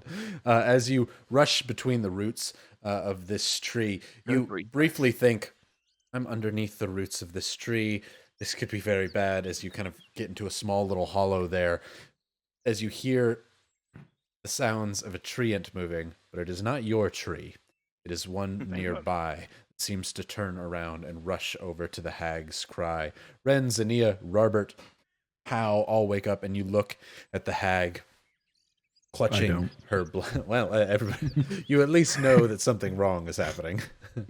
As I'm still sleeping. Zania, are you also? I mean, she wanted that long rest, and she's just gonna be like, what's happening? Are you okay? You're sleeping. She's pulling on a blade underneath her armpit, looking out to the side where the dagger must have come from. Robert has woken up like, we're in a cage. Zania, ow, right. It's okay. No, we're in a cage. And nothing we can do about it. Do you speak Undercommon, correct, Pepper? I do. Anybody else speak Undercommon? No.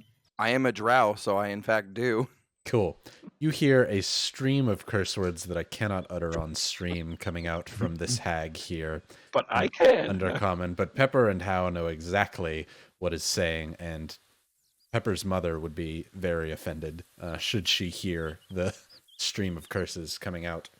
As you hide beneath the trees, suddenly you all find yourselves being slowly surrounded by Dryads, Zinnia, whom you've seen before, the two.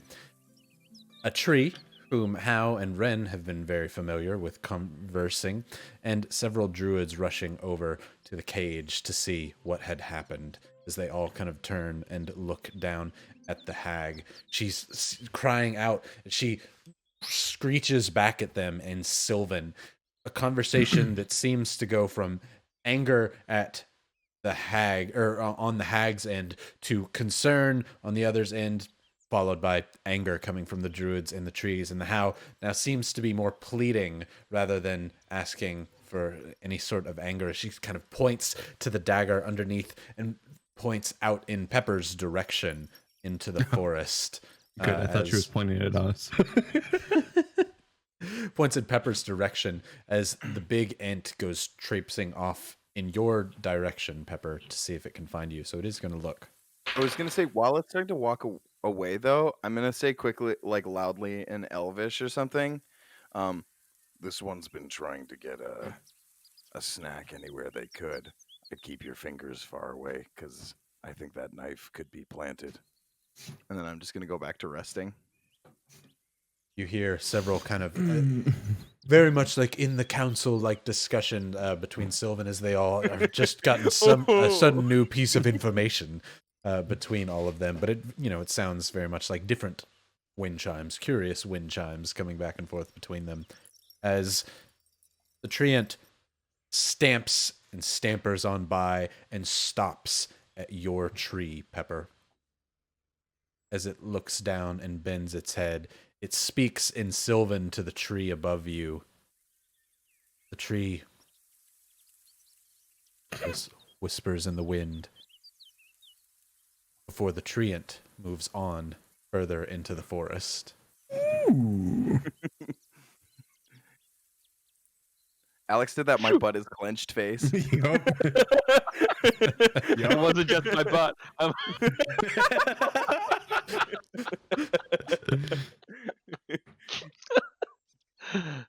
As the cage of the hag is opened by the Dryads. Ren scoots closer to How. You chose not to be looking. You don't know what's going on. I can hear a cage opening. I'm trancing, so I'm semi-aware. Fair. As the sun is slowly starting to rise at this point, How you probably gotten your full rest in now. As Yeah, I did. Dryads pull two of the spear-like pieces of wood out. The hag kind of pulls back and away and holds the knife as if in a last-ditch effort to kind of protect herself, but the Dryads both force roots and vines to the hag, pulling her arms free and lifting her up and out of the cage, taking her over with the Druids to the circle. They leave the current area alone with the two cages, with one in the center, now slightly filled with hag's blood and feathers.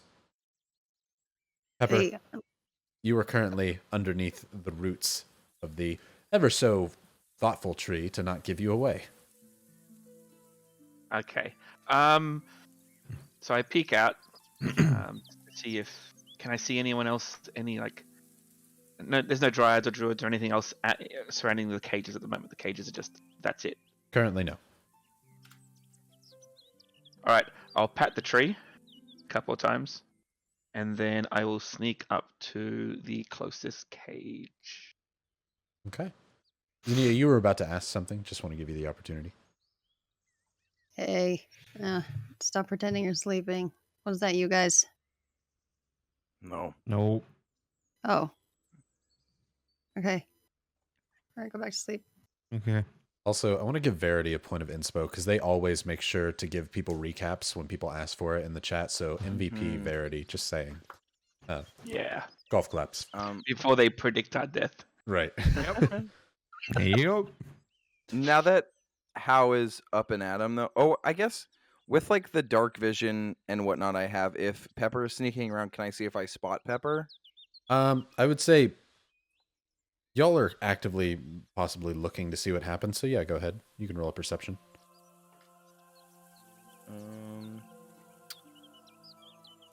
Is it full on sun out or is it like sunrise? Sunrise. Oh, thank God. Because I was like, I might have to re-roll that because now everyone knows I've been doing my disadvantage like subtly, but because I can't see in sunlight. Anyway, that's +0, but still an 18. Cool. As Pepper, you reach the edge of this druidic stone circle, maybe about 10 feet away from the cage, equidistant between How and Ren, and Zinnia and Robert. You could choose either cage in which to go to. You hear small leaves crumple beneath your tiny rat-like fingers, and the grass move as you get your body as low to it as you can. You see some runic markings on these polished stones that seem to make up this circular glade here. Roll an Arcana check for me. I will. Also, in case it matters, it was a 21. I do have proficiency. Okay, on that. it does. No more dice cam ever. 18 plus Arcana of +2 is 20. 20. This circle here is not intended for detection or anything that might give you away. You don't know what it's intended for. However, you do know it is not to keep you out. Seeing that Ren immediately drop form, Cuddle. Drop the mask for the. Okay, you're continuing on. Sorry, I thought since you said like, oh, and then Verity predicts their death, I was like, oh, Verity's just gonna go ahead and say that y'all are dying. Hey. Already has. Yeah, Don't worry about it. No, not a big deal. True. As how you see a rat friend observing some of the circular runes that pepper, literally pepper, the stones surrounding this clearing here. I say in undercommon just softly, missed ya. And I'm gonna lean and I'm gonna sit on the side of the bars, like so my back is facing Pepper, but I'm the corner closest to. Okay. Pepper, what are you doing now? Robert's still sleeping, right? Robert's up now. He's up. Yeah. He's too good a boy. Why do we bring He's him a good everywhere? boy. Oh gosh. All right, I'm gonna sneak over to the cage with Ren and the Dark Elf. Good. If you started with Zinnia, she may just say leave him. You head That is over true. It's true, yeah. to the changeling and the dark elf in the cage, sneaking as best you can. Hi guys, bye. Opens the Fair enough. Suck it, losers. We're going shopping. As you Goes to Zinnia. Get in, girl. We're going shopping. up in, bitch. Right. As Pepper, you crawl your way up. Ren, now that Pepper is closer, you hear the rustling of tiny feet across grass as you turn and see Pepper up towards the cage. Oh.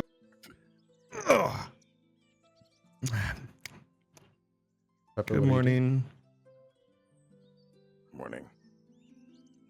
So, how's your night been, Pepper? I'm saying all this in undercommon just in case there's someone listening. Is there a lock? No, it is currently, again, no door on this thing. It is just a row of 10-foot tall, smoothed out branches. It seems like this is more of a magical prison than a one we'd be used to. Can you deal with it? I mean, I can, but I think people are coming back to get us in about an hour. So if we're ready to hightail it, I can try. But those runes seem to be dampening a lot of what I can do. Sure. But I can give it a shot. So I pull out of my pouch a small saw, To you, and a tiny jeweler's saw, just big enough to fit in a pouch. slightly bigger. See it, yeah, it manages to fit somehow, but I definitely don't have Summer's hat. And I try to pass it through, Pepper, and then I say, Go ahead. I'll see what I can do about the stones. I'm better out there, and I disappear back out of the circle. Pepper leaves and returns to the tree. However, since you're going with a slightly bigger saw, you hear the whoop, whoop, whoop, whoop, whoop, whoop of the kind of carpenter's saw as it wobbles in the air. You hold it up and definitely think you could cut down the wood here. I'm gonna give a quick nick, just like a oops, I slipped thing, just to see if this recovers or if anything like happens when I do, because I don't want to be like, I'm gonna fully invest time in this, and then suddenly it's like, oh, it's been sealing the saw behind me, and now the saw is stuck in this thing. Yeah. As you just kind of give it a slash and then one of those.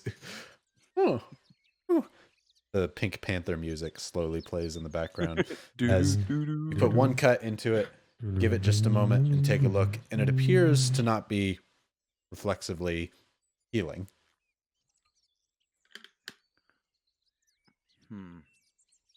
I will say to those besides How, it's only been 4 hours of a rest. If you'd like to take a short rest, you can. I'm going back to sleep. Yeah, go ahead. Yeah. Man, this is a real conundrum.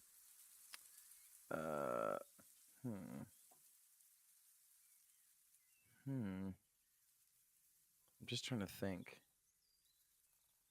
What would How do?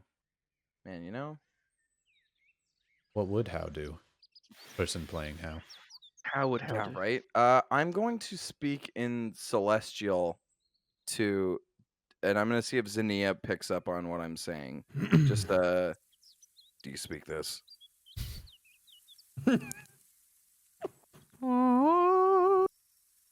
It might be early. I don't know what you're saying. How begins to sing an angelic chorus to himself in the cage, almost like a jailbird singing out. It's a quite lovely song, but you don't know the words, Zinnia. Not that. I tried. All right, well, I'm just going to ask so you can all hear. Are we staying here for our trial, or are we leaving now?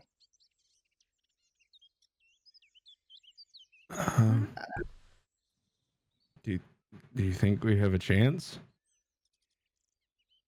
Not a high one, but we do. And I think in our Either trial, way, I guess. I think it's either do we choose a diplomatic approach in trial, or do we choose a dishonest approach and run now? I am very persuasive. Are you speaking just to Ren? I'm just kind of speaking out to them now because I feel like if I make a plan just with Ren and like Zinnia isn't in on it and I start something that's just going to screw us all over. So you're Because there's no speaking one watching us anymore, right? Right. No, nobody's looking at you. Yeah, so I'm just kind of speaking out there in oh yeah, they don't speak common. Never mind. Yeah, I'm fine speaking common. Okay. So you speak in you're saying all this in common then? Yep. Okay. And to where Zinnia can hear. Yep. Okay. So Robert interjects then. Says, Yeah. No. I cannot leave. I accidentally slew one of them. They have the right to keep me here. I will stand my trial. I must speak of what I've done. If it makes you feel better, Robert, I did too. We're going to die in court. I did it because I thought it was attacking Zinnia.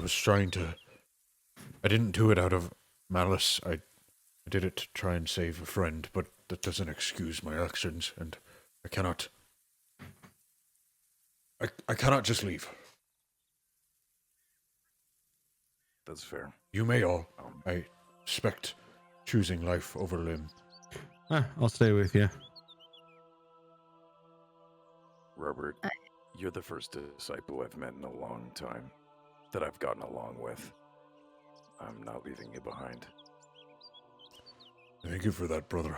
I'm touched. But truly, this appears not to be your doing, or your doing, Zinnia. Ren, however, you also seem to have committed some crime, though. Yeah, I goofed. To be I fair, goofed in as my well. defense, they tried to wrap me up in tentacles in the See? middle of the night when I can't see. They tried to do that to us And- as well. It's and confusing. It's And scary. you know the day I had yesterday, it was simply the worst. And I will Right. defend myself. So yeah. If I can hop in here and just remind everyone, I don't think that's the argument we should bring, because these guys called the Elvish tongue the language of the forest. So I think one too many heads may be up asses. There is a very high sense of entitlement from these shepherds, and I think we treat them with that and we cater our conversation to that. If it's a misunderstanding, Oh. everything is on our end. No one just calls a language their own, and no one just claims a place as their own. This forest wasn't just made by them. This grew naturally. This is the cycle of life, but for now, this is their empire. We play by their rules. Wait, didn't you say you know the faking while looking over to Pepper? Pepper has long since gone back into the forest. I'm Oh, assuming, Zinnia. Pepper, that you're still trying to be in earshot, or are you getting out of there for a little bit? I mean, if I'm only about 10, 15 foot away, I should be able to hear Okay. this conversation. Got ya.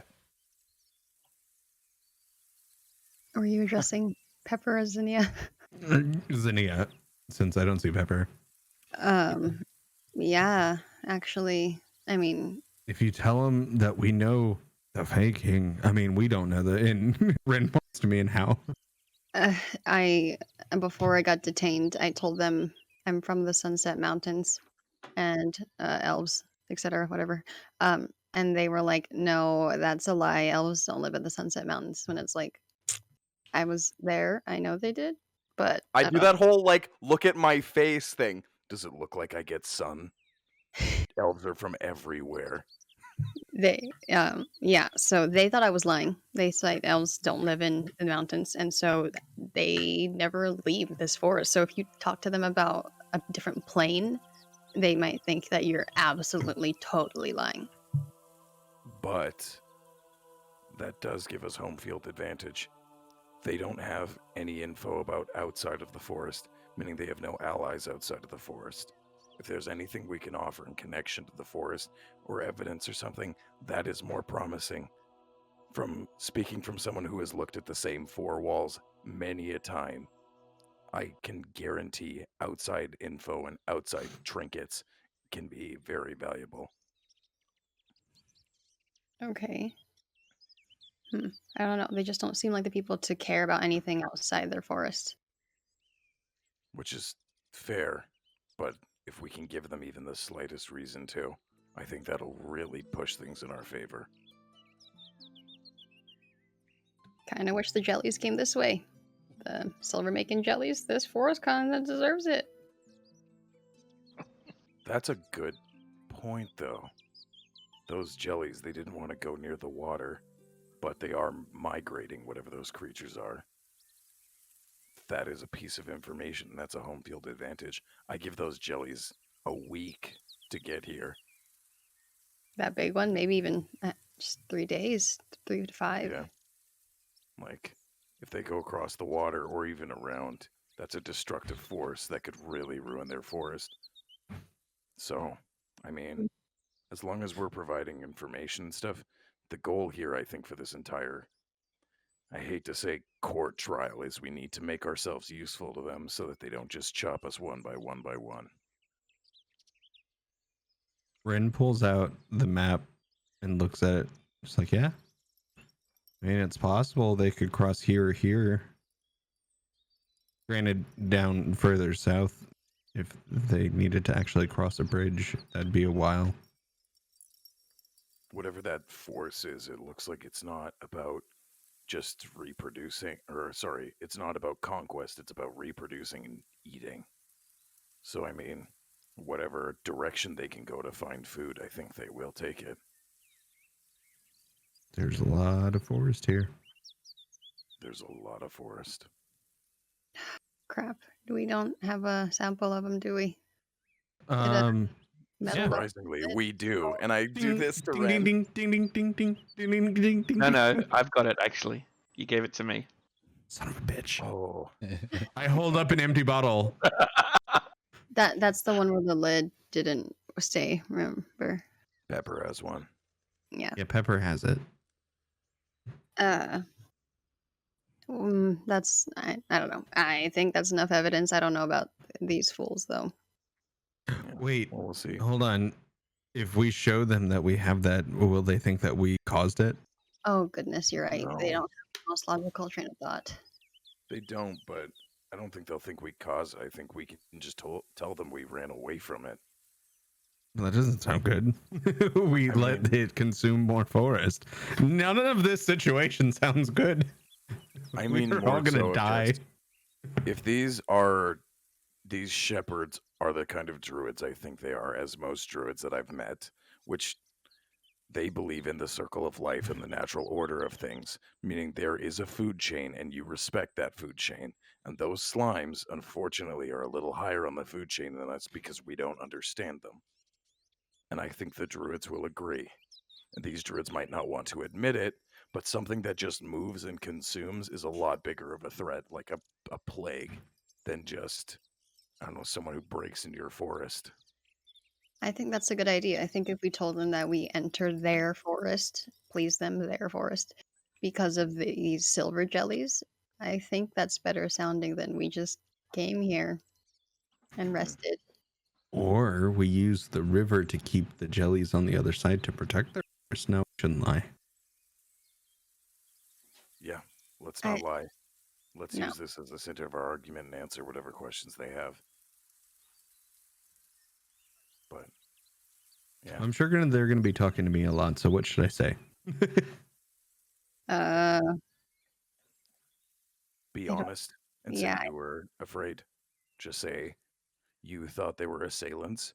Remember, use I statements because, getting grabbed by someone randomly is unwarranted. True. But also, you responded and you had to take accountability for it. Say, look, you did what you had to get away. They immediately grabbed you and immediately acted with force, which is not wrong. So That's a valid point. Well, in that case, and Ren rubs their belly and says, "Fashion." And a pair of earmuffs form on the top of Ren's head. I need to go to sleep. Good night. Yeah. And Ren's gonna curl up next to a rock. Okay. How? By the way, if these two are super honest and get themselves killed, and I point at Robert and Ren, if these two are super honest and get themselves killed, just remember, Zanea, I can teleport us out. Hope you're a fast runner. I'm gonna just like lay and close my eyes. I'm not sleeping, but I'm just gonna relax now. Sounds good. Possibility. I'm just gonna. God, and she's just gonna lie there and like, damn, that might actually happen tomorrow. We'll see, and then she'll rest. Robert's too good for this world. Oh, fuck that Ren guy. Robert's too good for this world. Although the guy who just keeps seeming to have the no good, very bad day, kind of He's a brought it cutie. upon himself, right? I mean, Robert wanted to put himself on trial. Like, who does that? Who does that? I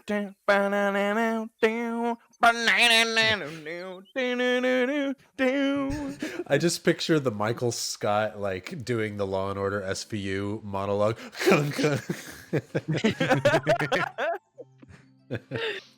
Right.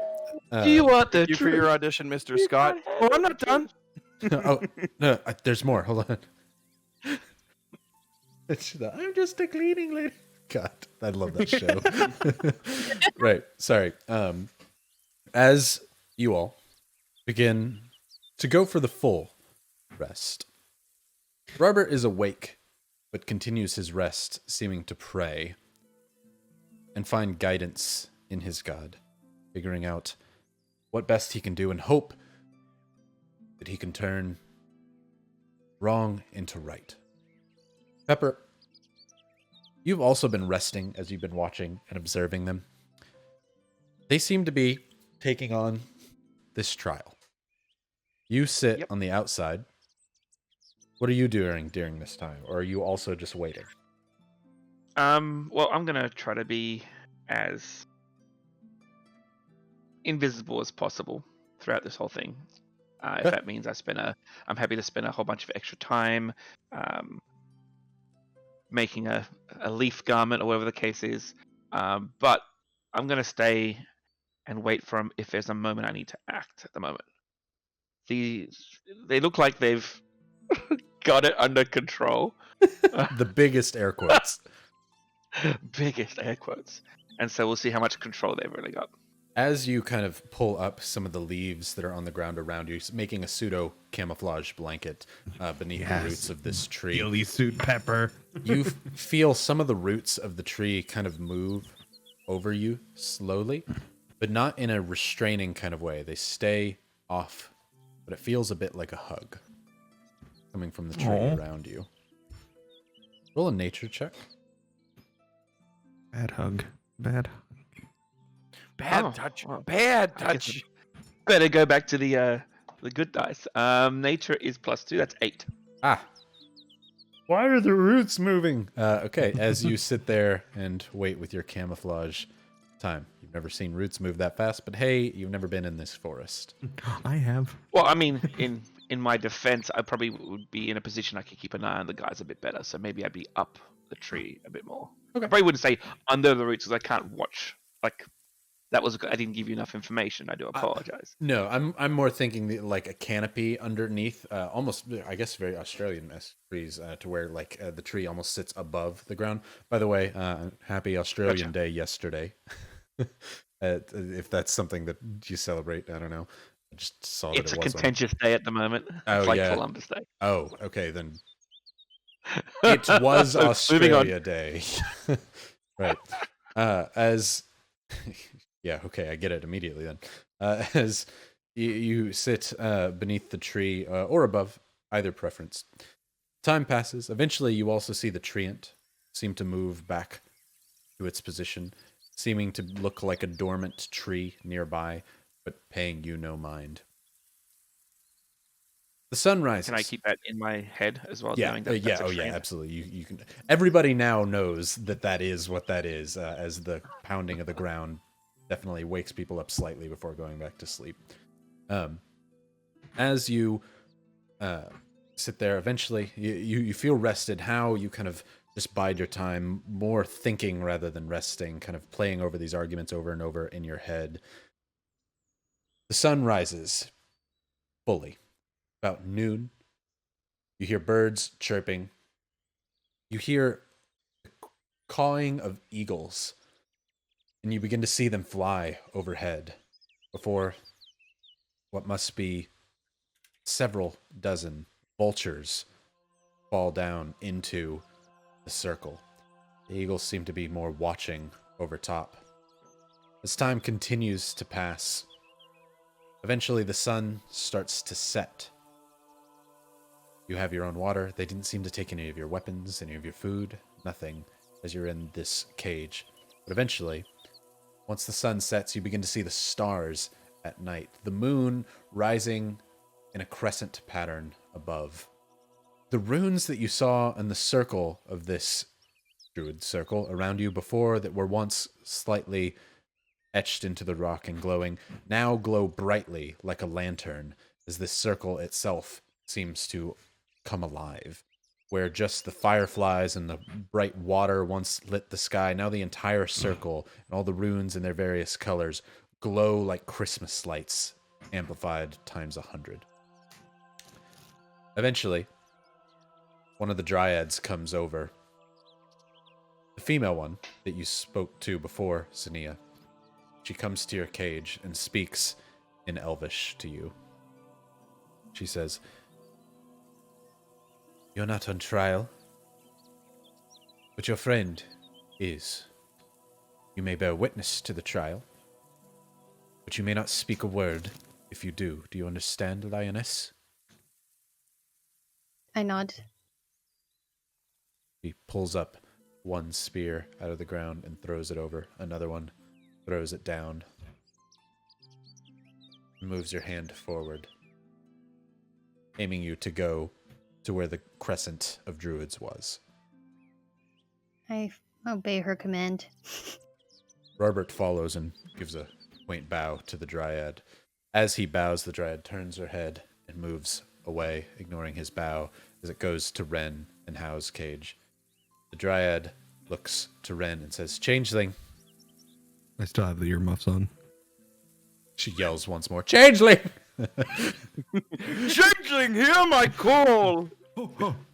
I do the thing where I grab them, snap them on his head so that they smack him and wake him up. Oh, Ren, ow, oh, hell, yep. you feel strangely healed. You're not certain if time was enough or the magic of the circle seemed to aid your recovery, but you feel good. Very good. I look over to Hal and Zinnia, and I say, if I die, I want you to go find Marcus in Kern. He'll help you find her sister. And then Hal gets out and starts walking. Do you point to the forest? Well, I just kind of generally point up. Also, Actually, hold on. Did you point to the forest? Let me see. I'm gonna flip a coin. All right. Dicey encounters as heads. My symbol is tails. So heads is gonna be pointing at Pepper. To be fair, so the logo looks like Dicey encounters heads. The artist formerly known as Prince is tails. yeah. And then tails, which is going to be the symbol, is Yeah. sky. It landed on the symbol. Okay. As you point out, you see her sister, the Dryad, quickly sits up and prances off in a deer-like fashion before opening up your grate and goes into the forest searching.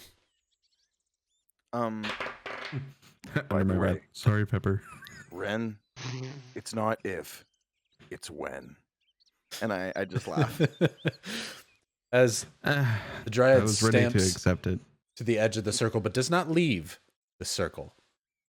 She looks out to the forest, where she comes back to the edge and begins circling around the pin. Whose sister? Pepper. Who's Pepper? Where's Pepper? It's a friend of ours that was back at camp. Am I to understand that you are friends with the seasoning? No, that's her name. And where is she? Well, last I saw her, she was floating in the sky. Look, this guy just lost his friend. You know, it's floating in the sky. I just give it some respect, give him some time. Roll a deception, how? Ren looks to That's still a 24. Ren looks to 17 plus How. 7, baby. So, Oh, I didn't even looks- guidance myself. Ren looks to How and gives the look of like, you told me to be honest. And I give Ren the look as I'm like slowly putting my mask back on of just be honest when it's helpful. And then I'm gonna put my mask back on. I walk away and head north. so as the Dryad looked for Pepper, she rolled a natural 1. And as she tries to detect your lie, she rolled a 2. So these very obvious things. The Dryad has other things on her mind currently, as What? she understands. See, some people believe that when they die, they go sky. But she pulls the spear out and lays it on the ground. Yep, God bless, amen. And she says that. As Hal walks immediately out of the cage. Yep. She stops you by putting a hand on your chest. She says, "Your friend is on trial here, not you. If you speak a word, you will also be on trial, and we will consider you equally as guilty." When does the not speaking start? And their hands on my chest, so I wrap my hand around theirs like I start holding their hand.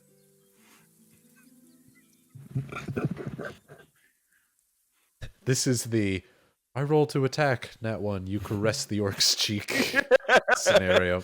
As you hold her hand, she pulls away quickly and slaps you in a backhanded manner across the face. No, Zania has your mask, so it doesn't knock it off. As you just currently get slapped by a Dryad. It doesn't feel comfortable. I actually need you to roll me a con saving throw.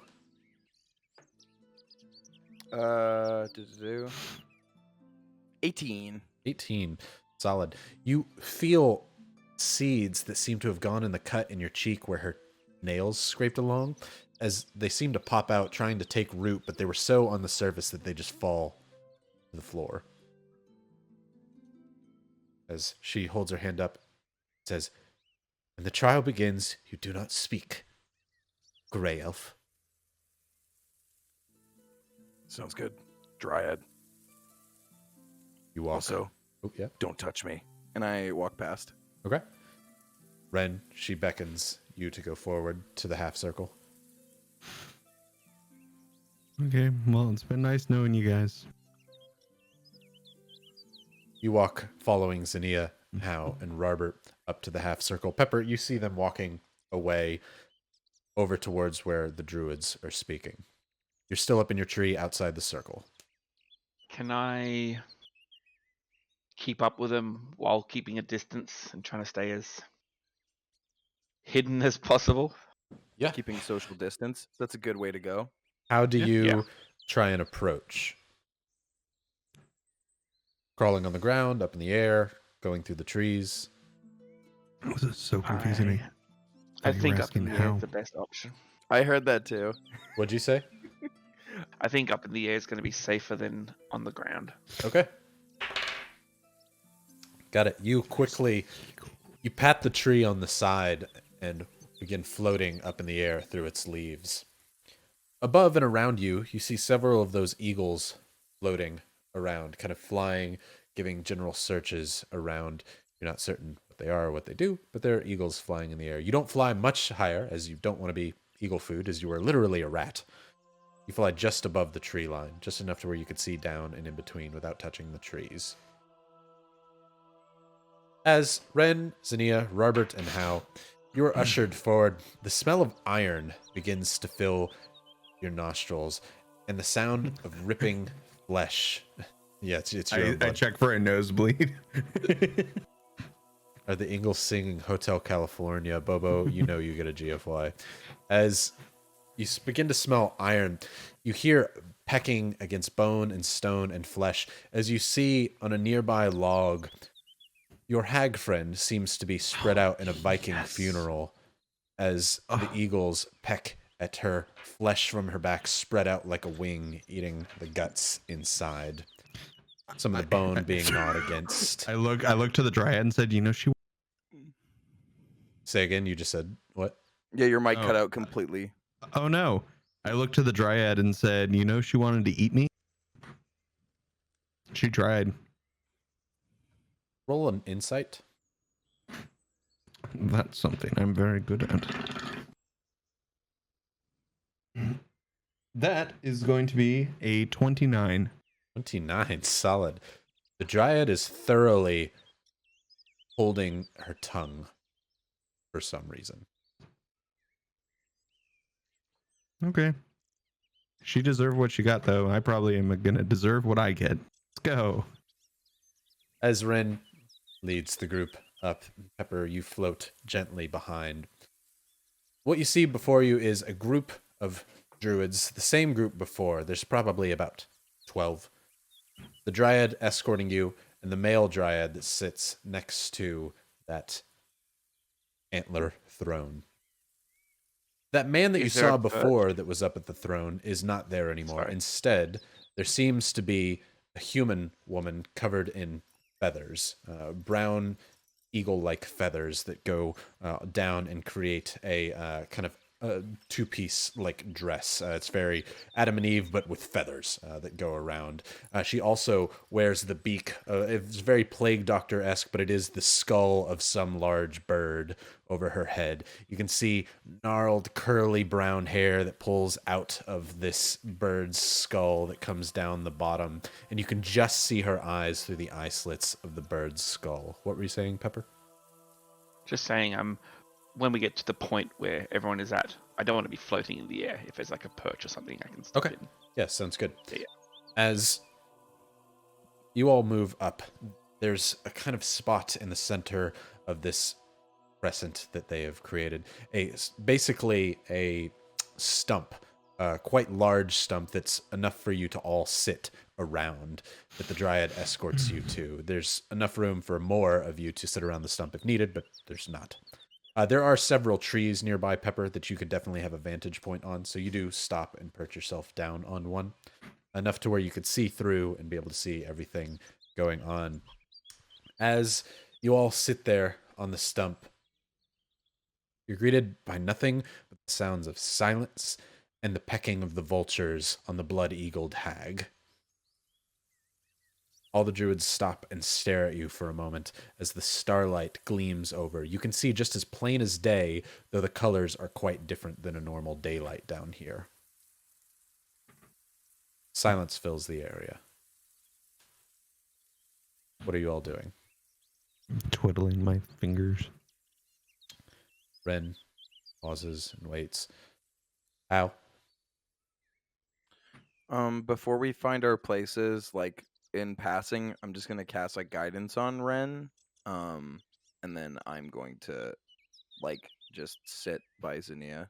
Are you doing it stealthily? Yeah, I mean, like I'm gonna give him like a clasp on the shoulder so they see I go up to him, but I'm gonna try and disguise the fact that there's magic involved. Like I Sleight think of- Hal's doing that thing where with one hand I'm going to like cast the spell, the other hand I'm like, hey, I'm really proud of you. You got this. Gotcha. Go ahead Chat me and with you. roll sleight of hand. That's a natural 20. Solid. Hell yeah. Sleight of hands +6 too. Nice. So 26, but also nat 20. Yeah. Ben, you have guidance on you as both of you sit down on the stump. Zania, anything you're doing as silence fills the air?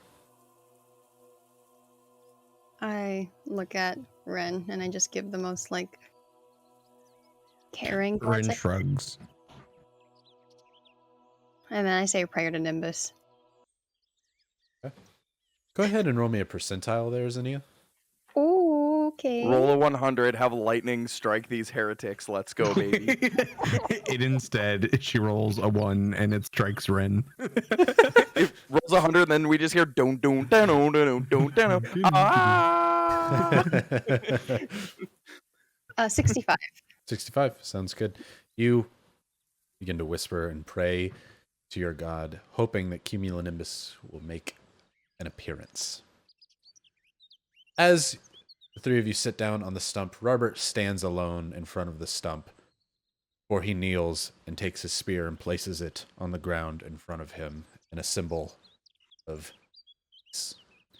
Robert then sits on the stump and awaits conversation, trial, something. Ren looks at Robert like, I don't have any weapons to. And Ren's gonna take off their hat and put it on the ground. As Ren sets the hat down, Robert gives you kind of a quizzical like, yes. Again, Ren shrugs. As Ren shrugs, Zania sits there, How observing, Pepper also observing. The silence is suddenly broken, which I need very briefly. I need just a moment because I have to put something in chat for everybody to be able to find. Because I can't play this music without any sort of copyright claim happening, but I can tell people that this is what's going on. Ryan, I just need you to know. Oh, go ahead. Go ahead. Oh, I was just gonna say, like, while it's quiet, before like the trial fully starts, Hal's gonna offer his hand to Zania as they sit. You can pretend to be my friend for at least a little bit. I actually don't want to see this guy die. And I don't think you do either. I take Hal's hand. I grasp it tightly. Oh. And sorry, I saw Discord as all our faces for a second on the stream. Oh yeah. I don't know, my eyes opened up in that cell and maybe I think I'm okay with being friends with you. If you're okay with me being friends with you. I wouldn't have fetched that bone, and I wouldn't have gotten those memories for you if I didn't think you were at least kind of cool. Thanks, Hal, for giving me a second chance in a way. You haven't needed more than one. You're good. Grasp his hand Thanks for tight. at least giving us a shot. And then, yeah, I don't want to see Ren die either. So, praise to Nimbus. Praise the chat.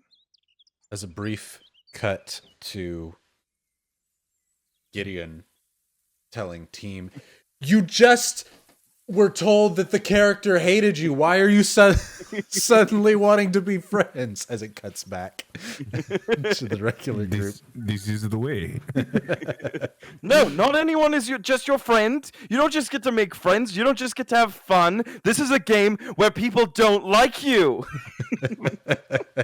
But this is no. There must be some base of a reality in this game. There has to be. Nope. Sorry, I changed this from a dating sim 3 sessions ago. And we cut back. As we cut back to the regular one, you finish your conversation in whispers. As the silence is broken by several of the druids playing on loose animal skins wrapped around bowls, imitating drums. Drew, can you put the link in the chat? Because I can't put it. For those watching. Is it Halung? Yeah. It is Halung. One of my For those watching, there is a band, a Norwegish band that does traditional Death metal. Norwegish music that's kind of like Viking music. If somebody could put the name of the song and the band as a highlighted message so those on YouTube could go check it out. Norwegian, not Norwedish, I don't know. But Heilung is the name of the band, and the song is Norupo because it's the closest thing that I can imagine, and it's thoroughly inspired this entire group here. As Norwegish, as the Norwegian band here, Heilung Norupo official music link. There you go. Appreciate. As you all begin to hear the sounds of drums echo, the woman clad in brown feathers and the eagle-like mask begins singing in tune to the song that happens. It's just perfect for the description that I have, so you all can listen as we continue and talk here. A chant of druidic nature begins as you all sit on this tree stump.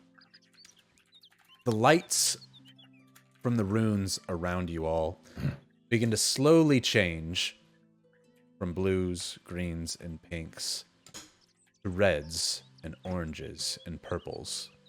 The atmosphere of the entire forest begins to shine and change.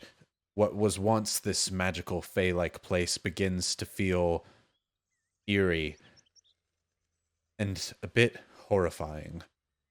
The reds that cloud your vision hurt as that smell of iron fills your nostrils even further. The vultures that are feasting upon the hag begin to fly away quickly as you're left with the sounds of buzzards flying off.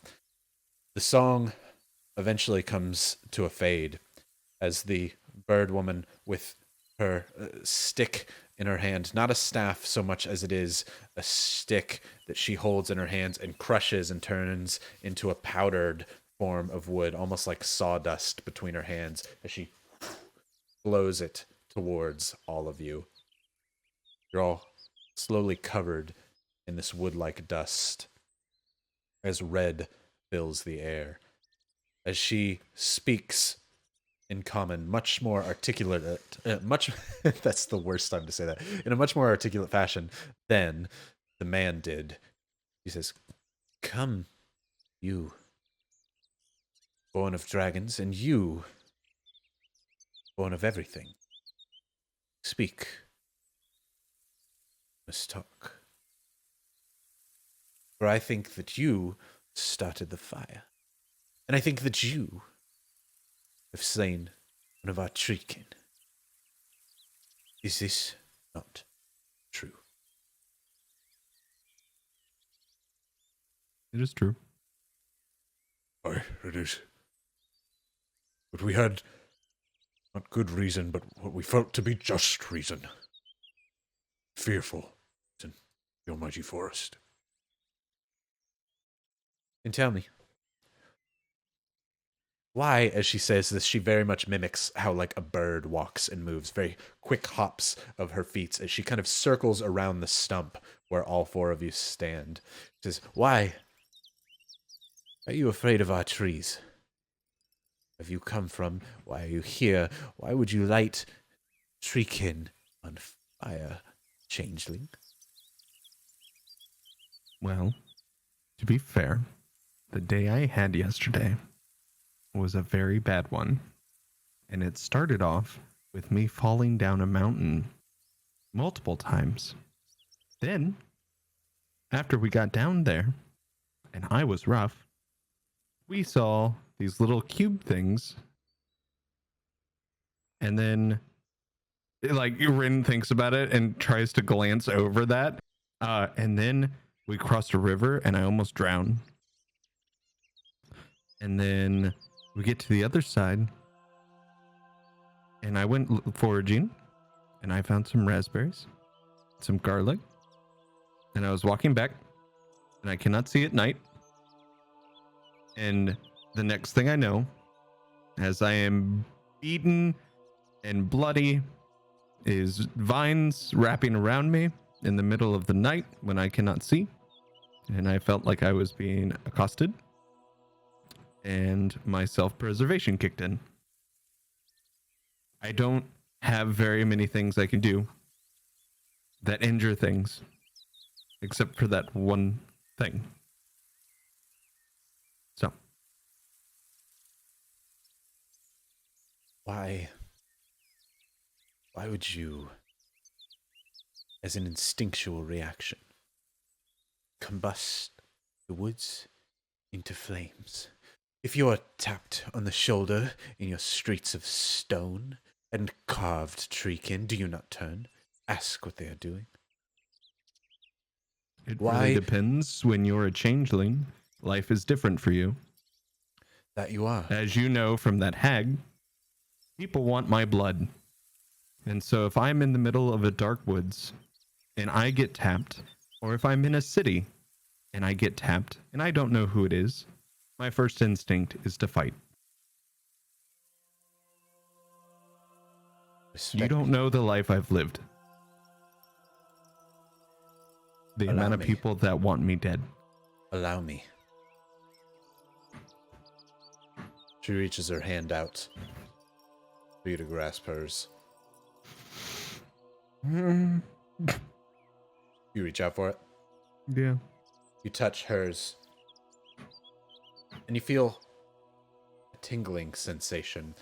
A numbness go up your fingers and crawl up your arm to your elbow.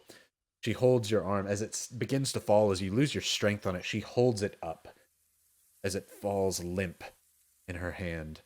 She closes her eyes. You hear yet again the drums coming from some of the other druids around.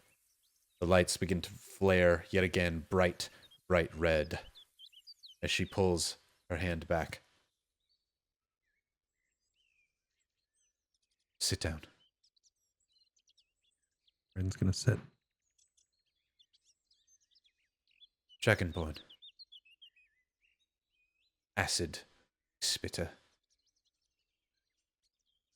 You slew a treant. In self-defense, you claim? Yes, I did not know. I give humble apologies. As is custom, I would give my life in servitude if this thing is an intent, a humanoid as us. I mean not harm.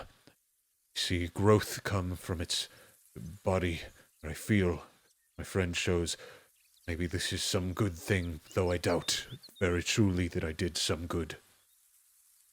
I only tried to save my friend, and I hope that you would see it the same, though I do offer myself truly and freely, as required. She turns and looks at the three of you sitting down. Truly there is some honor in dragonborns, especially acid spitters that I thought to be there. Give me your hand. Robert gets down on one knee and holds his hand up to her. She clasps it. The same thing happens again. Boom, boom, boom, boom, boom. As the drums sound. This time you hear the cawing of eagles above and over you. Robert's hand falls limp as she pulls back. Says, you too. Robert looks up confused. She says, sit. Lioness, Grey Elf. Why have you come with these two? I'm gonna look to Zinnia. Permission to speak. Thank you. Sorry, I was told I was not allowed to speak, or else I would be put on trial. I have asked you a question. Please answer.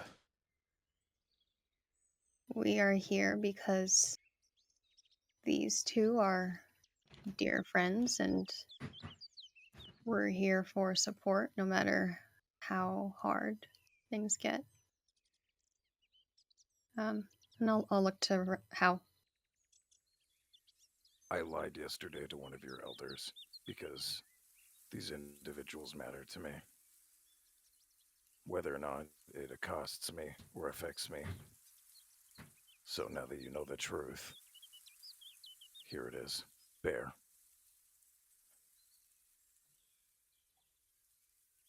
Stand for me.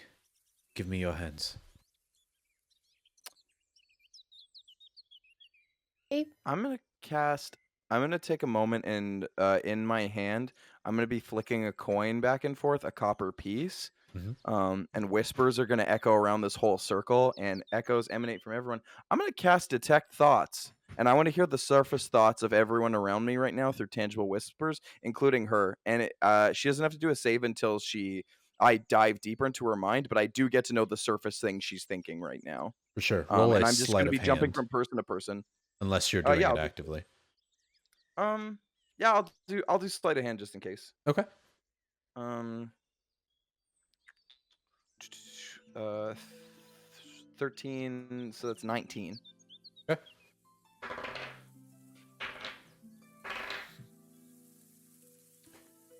You are able to get the surface thoughts of the one before you, as well as the rest. Essentially, in most of their minds, you hear a similar chanting in Druidic that you don't know the language of. They seem to be casting those spells in their mind that keep the runes glowing red. You hear in the one before you, the eagle-helmed one, general thought of, are they the same? I wonder.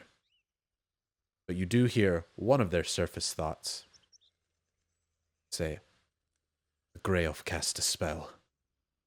As a man stands up with wolf-like fur around, as he runs over to the center of the circle, as she's about to grasp both of your hands, as he grasps your arm with a fierce strength before the wolf-like man begins to shift form and turn into a dire wolf before you. Let go. You really don't want to do this. The dire wolf has your hand in its mouth, but it is not currently biting down to harm you, just to hold you the way somebody else would. I'm going to step forward and she's going to touch my hand. And you, wolf, are going to let me go. Roll an intimidation. Intimidation is my best one. And that's a 26. Solid. The wolf growls up at you angrily. You hear the familiar as if a wolf is about to pounce as it lets go, as it snarls its teeth, trying to mock intimidation back at you, or it takes a step back. Its back standing as tall as your head. Now at this point, because the spell's running, I am going to... When she said, are they the same? I want her to do a wisdom save. Okay. Specifically, I'm looking for what she means by that. It's a DC 15. I'll double check if it's wisdom. I think it is. It's either wisdom or intelligence. That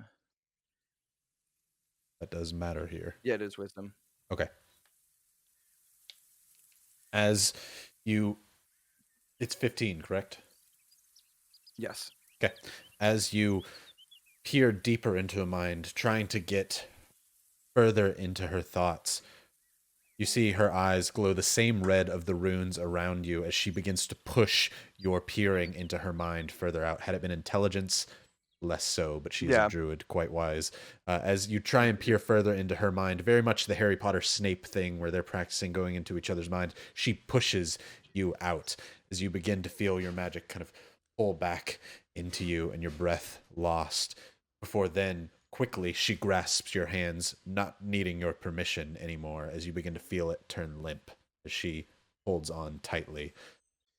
Zania, she still has her hand reached out towards you gently, but she is currently eyes focused on Hal holding your hand. The hag said something about new gods. What did the hag mean by that? That's why I'm trying to prod your mind. Roll a persuasion. At disadvantage, because they currently do not like you very much. That's fair disadvantage because I was like, oh, roll a nat 20, but the disadvantage. I mean, still not bad. An unnatural 20, 13 plus 7. That nat 20, I was like, yes, give me that Dicey Encounters logo. No. Zinnia, while you're seeing this, is there anything that you're doing, or are you waiting patiently? Kind of want to wait, but she's also kind of leaning into grabbing her hand because she doesn't want to make these people any more angry than they need to be. Okay. Which one are you doing?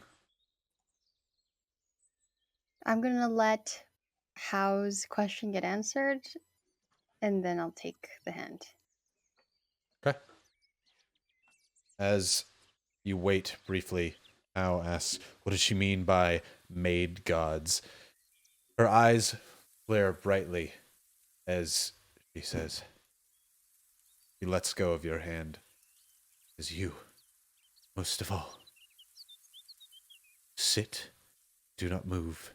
I will answer your question.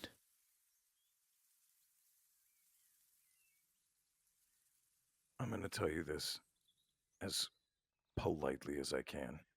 You will treat us well. Because you say you most of all. They are very loud around me. And they have grown quite fond of me. And I'm going to sit.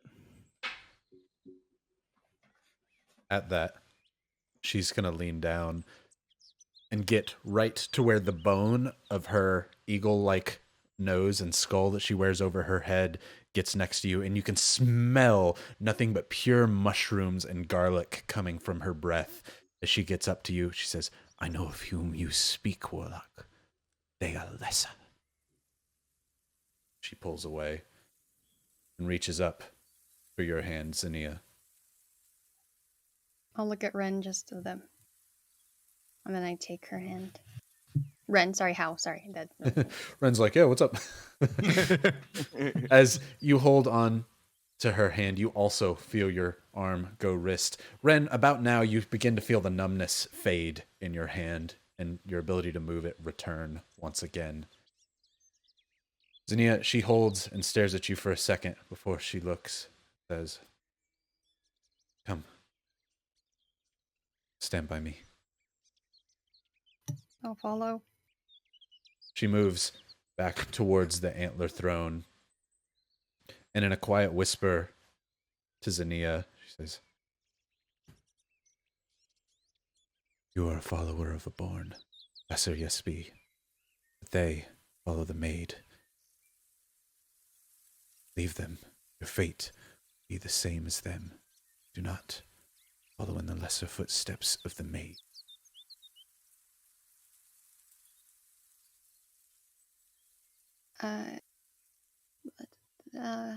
They're all I've known, and they've treated me well. Well. You ally yourselves with lessers, those who would seek to destroy forests of the born. You should not do so. Return to your mountain hole and await for the coming and the birth.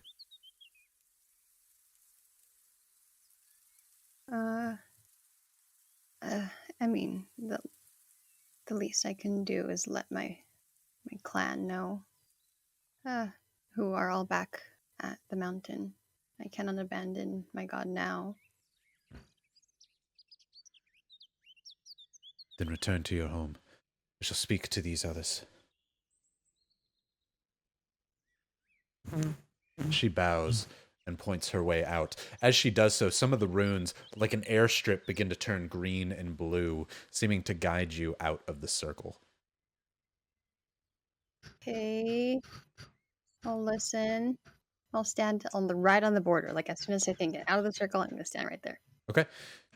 You all see Zinnia begin to walk and to follow this airstrip of blue and green teal lights that lead out of the circle, maybe about 100 feet from where you currently stand. As you leave, the lights turn red behind you, and when you exit the circle, they glow with the same familiar bright red. You see the bird woman stop and turn towards all of you. She kind of hops over like a bird without wings. It says, "You ask questions of the maid. You follow lesser beings. Your time has come. The hag did know. She saw when you connected. The touch. We got that out of her. We asked. We saw. We peered. We ate. You follow those doomed to fall again. The born will come. The birth will happen. And this world will be changed. You, most of all, Purple One, are doomed. You continue your path."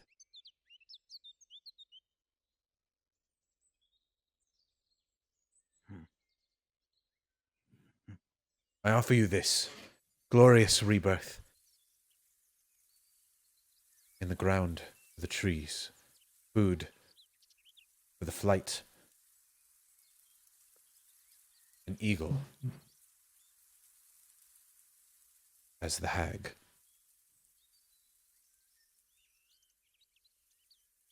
A kindness I will do for the three of you.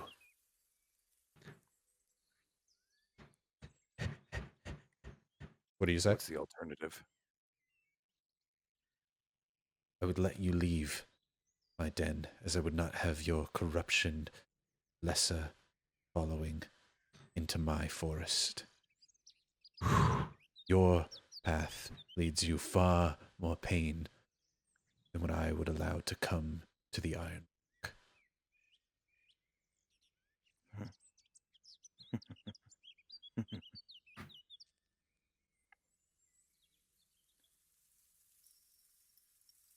I'll gladly walk away.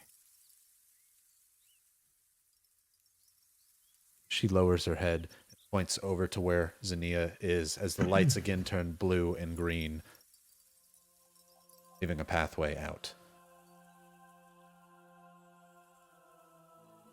How rises, and as I walk out, as I'm passing the lady, even when I'm gone, don't forget, in the darkest corners are the loudest whispers. You think we're lesser, but don't be so sure. And I leave. How leaves the circle. Ren and Robert sit alone on the stump. Ren, what do you do? And one of us. I offer the same rebirth through the blood, eagle. Or take your fate outside of my forest. For your lesser gods. Just to clarify, I don't worship any gods, but I mean that sounds better than. And Ren just looks over at the hag body. Robert, you coming? Robert stands up. I would offer my life in servitude, but not in eternal blood rebirth. I also cannot stand idly by while one insults the whisperer. Robert, shh, it's okay. Robert. Sorry. Ren's reaction. Ren will actively try to persuade Robert to just leave it. Ren looks up at Robert, just count our blessings and let us leave. Roll the persuasion. Howdy. You're looking at a 28. 28. Well, I wonder if I rolled higher. Untamed love sorcerer, you know? Right. Robert looks to you and then looks to the druid, says, I will leave then, my companions. But I cannot sit by why you call my god lesser. I must ask, why you think such things when I have seen miracles performed by my god? As sorry, Verity's little thing down at the bottom. Can we get our words through his adorably thick himbo head? Robert. Don't worry, Howard did hear them. Yeah. Robert again asks, why do you think they're so... I've seen the miracles. And Druid looks up and down and says, those made will never have the power, those born.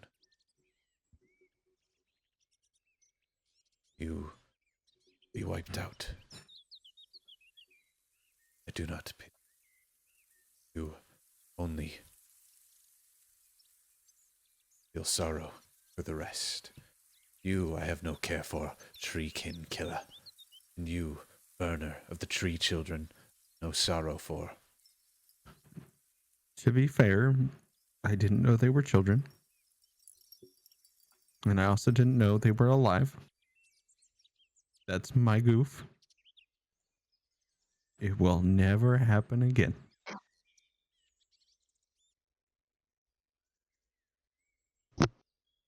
And ran quietly here.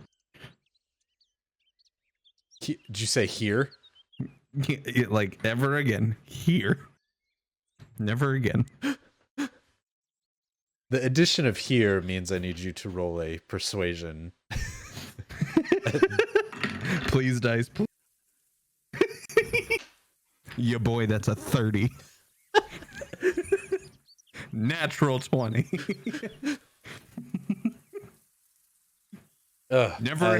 Never again will it ever happen here.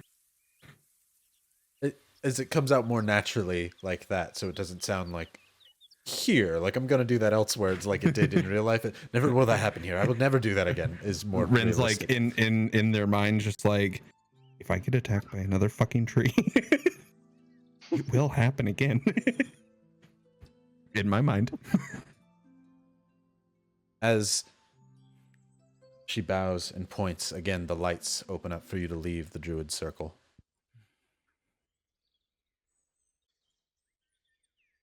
I'm tugging on Robert's clothing. I'm picking up my hat, and I'm.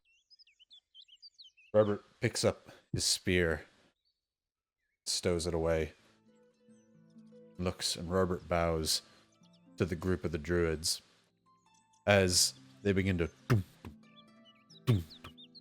chant louder and louder as you all go to leave the circle. The blue lights fade and follow. Zinnia, How, Ren, and Robert leave the circle, and the lights turn a blinding red yet again. Pepper, I need you to make a dexterity saving throw. What in tarnation? Uh-oh. This is one of 21. those call an ambulance. 21. Solid. But not for me. Yeah, As- call an ambulance, but not for me. Basically. As the eagle woman holds her hands up, the feathers begin to fly upwards as the red lights shine brightly, illuminating everything within the circle. You hear, ah! As the eagles fly down towards the tree, as they all attempt to slam and pick what up. does it sound like? It sounds like Yeah, an eagle cawing. Did I not? Oh, okay. I'd like to hear that again, Just personally. one more time.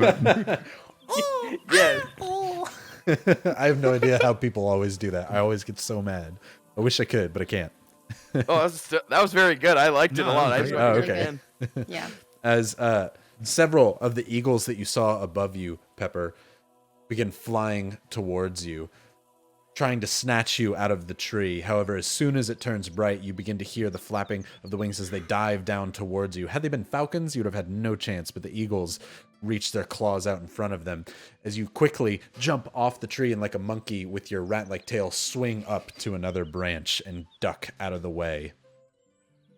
The eagles are clawing at something in the tree. Zinnia, Ren, How, Robert, roll me a perception check. Nat 1, baby. Nat 1. You're like, fuck yeah, I'm out of this circle. Oh, wait, I want to see if I can get a double Nat 1 because it's sun out now. No, it's nighttime. Oh, it is nighttime. Oh, Yeah. oh, okay. 20 was a from 7, Ren, though. Zinnia. Oh, sorry. I totally brain farted. What did you need me to roll? Sorry. Perception. Okay. Oh, 21. 21. As Ren and Zania, you thought the same thing. Ren, I absolutely did not until you made the sound. oh, okay. I thought you laughed before me. As, No, I laughed right when I heard you. okay. Zania and Ren, you look up into the tree as you see your ratfolk friend swing from one tree to another as this tree is swarmed by eagles from above, trying to peck at this ratfolk from within the tree. You all begin to hear that druidic chant and language from before, but you don't know what they're saying. As shitty as this is about to sound, Rin gives a shrug. What? What do you should we go to Pepper, the what are you tree? doing? Well, I would have liked to have tried to leave the circle with the last group when the colors were still red or green, but that's fine. I will make my way as quickly as possible to the edge of the circle. I will allow you to have been moving in that direction. So you're close to the edge. So Yep. you're, maybe 40, 50 feet away from the circle. I mean, there's no reason to stay in the circle once everyone leaves. Right. So since we didn't say, but I will allow you to have at least started moving in that direction when this happens.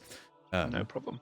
So you are currently being assailed by eagles from the sky as they try and pluck you from the tree. I will yell out to How, and I'll yell out, teleport. Oh God.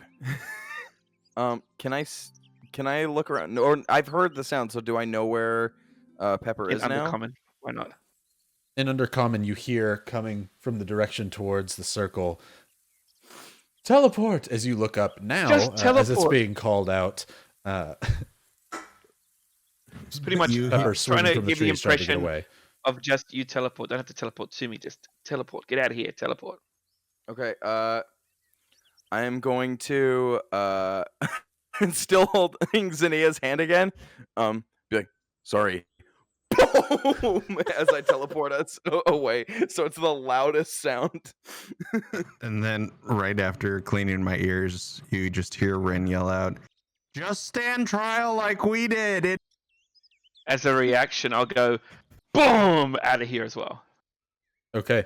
And Where are you Rin just going, stands Hal with and Robert. Zania? Where do you teleport us to? I think I'm just gonna teleport us like the full 90 feet away. Like we're starting to this is where this is not related. We're just making our exit, and so we're just like 90 feet where they can see us, and now I'm just walking up the road as if yes, goodbye, thank you for giving us permission to leave. Gotcha. As if that was part of our exit. As you... The thunder step makes a loud noise at both ends from the spell. It creates a loud clap of thunder. Pepper, we said you're about 40 feet away from the edge of the circle. You also can make the teleport, being that you're a faith thief and can copy abilities and spells like that. You also can choose to teleport. Are you choosing to just go try and get as close to behind them as you can? 90 feet in that direction. Okay, so you're about halfway between them and Robert and Ren. As Robert and Ren, you hear the loud claps of everything behind you. Ren, you and Robert turn and look at the circle. You see several eagles flying in your direction, and you see all of the druids in the circle change into their respective forms. You see the eagle-like woman turn into a giant eagle. The wolf man begins striding in your direction. A dire bear comes mauling down towards you. A rhinoceros also forms. A gorilla of silver hair begins trotting towards all of you quickly. Hey, Robert. She should have just stood trial, and I'm gonna back away from the middle of this path. Are you going to let him pass? I'm not gonna stop this troop of druids with a triceratops. No, a rhinoceros. Oh, sorry, I don't know where I got Damn triceratops. animal. Also a But T-Rex. I'm Why not not? stopping. I'm not stopping any of this. No, I just got in good with these guys. I'm not dying. As because you said it, and I like the idea, one of them does turn into a velociraptor. Because why not? Now I definitely just step back and nope. Wait, they're coming at us? Why are they coming at us? We just teleported to leave. They're running towards you all. Pepper is currently right behind you, legging it in your direction. Ah, yes. Ah, I sigh and lift up my mask, taking both of their hands, and I'm going to cast darkness around us, and we just run. Oh my god. And Ren looks at Robert now and says, does this happen often? Is this something I should be concerned about?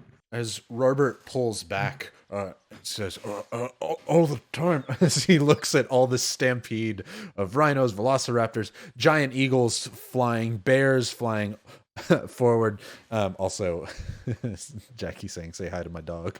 Ooh, Hi, dog. I can choose what darkness is cast on. So it follows me. I'm going to cast it on a dagger. And when later, that's just a thing for later. Okay, sounds good.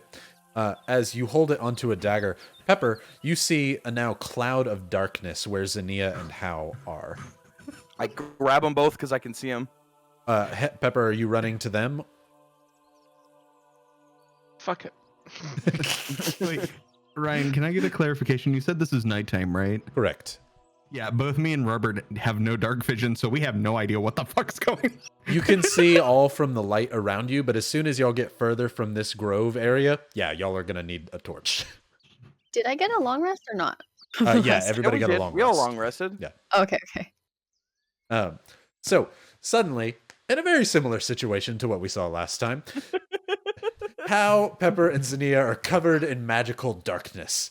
Zinnia, again, you feel an arm on your shoulder begin pulling you further to the north. Pepper, for the first time, you feel an arm grab you by your elbow and also start pulling you to the north as you hear the loud roar of a real lion coming from behind you, Zinnia.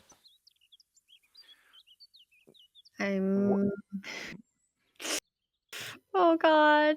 I feel like she'd be reactionary. She's like, oh, we can't go through this again. And she's probably gonna cast Gust of Wind in the general back direction. To try and slow them down or push you forward? Both. Either one works. I don't know. One or the other. What's your favorite? Well, Flip that wait. D2. Oh. Well, you know what? Evens back, odds forward. Evens back. Have the people go backwards. You begin attempting to slow those on the ground around you as they give chase. They are wild animals. They are quite fast, even though you are all running as fast as you can. Hard to outrun a wolf, hard to outrun a cheetah, a lion, a rhinoceros through the forest, a gorilla as it swings through the trees. They all begin to chase this magical puff of darkness. You do slow them down as they get closer to you. You continually make a gust of wind that kind of slows those on the ground as you see the giant eagle fly overhead and make a strike into the darkness, wildly trying to catch something. Any creature that starts their turn must succeed on a strength saving, or be pushed 15 feet, and then any creature in the line must spend 2 feet for every 1 foot. Nice, I like it. Also, with darkness, it's magical darkness. So even if those animals have dark vision, A, they can't see where it starts, and B, they can't see in the darkness at all. Right, So for sure. we're fully obscured. Completely obscured. Yep. This is just the giant eagle just trying to slam into something, hoping that it gets you. And with its natural one without disadvantage, how you see it slam 15 feet away from you into the ground, trying to grab something as it picks up on the ground. I have to apologize because this is really exciting and stuff, but there may be a retcon required Uh-oh. because my ability requires me to roll a d20 Go ahead and roll your when I D20. try to copy. I did. Oh, did it And- happen? And if I roll a 1, Oh no. It I goes on the completely wild forgot magic about table. this part. Oh Instead of copying the Thunderstep. Now I know we're already advanced into this, but I'm not gonna not roll the d20 because then I'd feel bad, and I rolled a 1. So what I will say happens instead, also, inspo to you for not just allowing it to happen and hiding it. Basically, yes, hello teachering yourself. Face. We had homework. So We had homework you didn't check. we're going to say the teleport happens, but the wild magic table roll happens as soon as you finish the teleport. So go ahead and roll your wild magic table. Can you imagine you I cast ha- fireball I on haven't yourself got and the just table. kill us all? You got a table? Do what now? I haven't got a table. I don't think it's in the documentation. Oh, just roll I a will pull it up. D100. Yeah, you roll D100 and I'll get you the results. Don't let it be Fireball himself. Only Rin can do that. No pressure. What was it? 31. 31. That is... Oh no. Oh no. Oh no, no, no. Okay, 31. You are transported to the astral plane until the end of your next turn, after which time you return to the space you previously occupied, or the nearest occupied space, if that space is occupied. So you teleport, and you all hear the loud crack where Pepper is, but you don't see Pepper, as all of these beasts turn and start running towards you. And then, Pepper, you're on the astral plane. You find yourself floating in a sea of stars around you for but a moment. As you look around, you see in the distance a great worm-like creature devouring whole plains off in the distance. Stars it consumes like pellets to Pac-Man. Before you are quickly pulled back in and turn and see the stampede of creatures. So instead of getting to the darkness immediately, there's going to be one turn where they are going to try and get to you of the faster creatures. I was gonna say, if they are already on Pepper, I don't know if I would have casted Darkness then, because like I don't think I'd be able to stop them. in Don't the even dark. worry about it. As I rolled to see the Velociraptor, the cheetah, and the great eagle, if they could get to you, Pepper, you're nimble. You're a rogue. As soon as they come out, they all lunge for you at the same time, and in a cartoon-like manner, you kind of whoosh, and they all three butt heads as all of them want to be the first to get their rat kill, and you jump off of them and rush over to Hao and Zinnia. Darkness is cast. We're back to where we were. So I'm just Jesus. running. The second we're like far enough or they're chasing us, I'm going to take the dagger that Darkness is cast on, and I'm going to throw it to a tree and basically pull them in a different direction so that they see the darkness move, because if they're keeping track with us, they would just be following wherever they darkness. can't see. I like And the old fool me twice routine. essentially, but last time it was with trees, so we're trying it again. But yeah, I'm just gonna try and get us out of the forest, whatever direction we're running. I'm assuming we have a general kind of idea of where we are in the forest, or is Yeah, this you knew just where you were Jungle going. You Movie? just knew deeper into the Ironbark. So kind of where you wanted to go, but just you didn't want to go in the Ironbark. You wanted to go above the Ironbark. So Then we're just skedaddling. I'm gonna roll stealth for all three of you. Okay. How do the If it starts roles in darkness, reverse? we would have advantage, would we not? Because they can't see us. Fair enough. I will give you that because for Zinnia and Pepper, I rolled a 1 and a 2.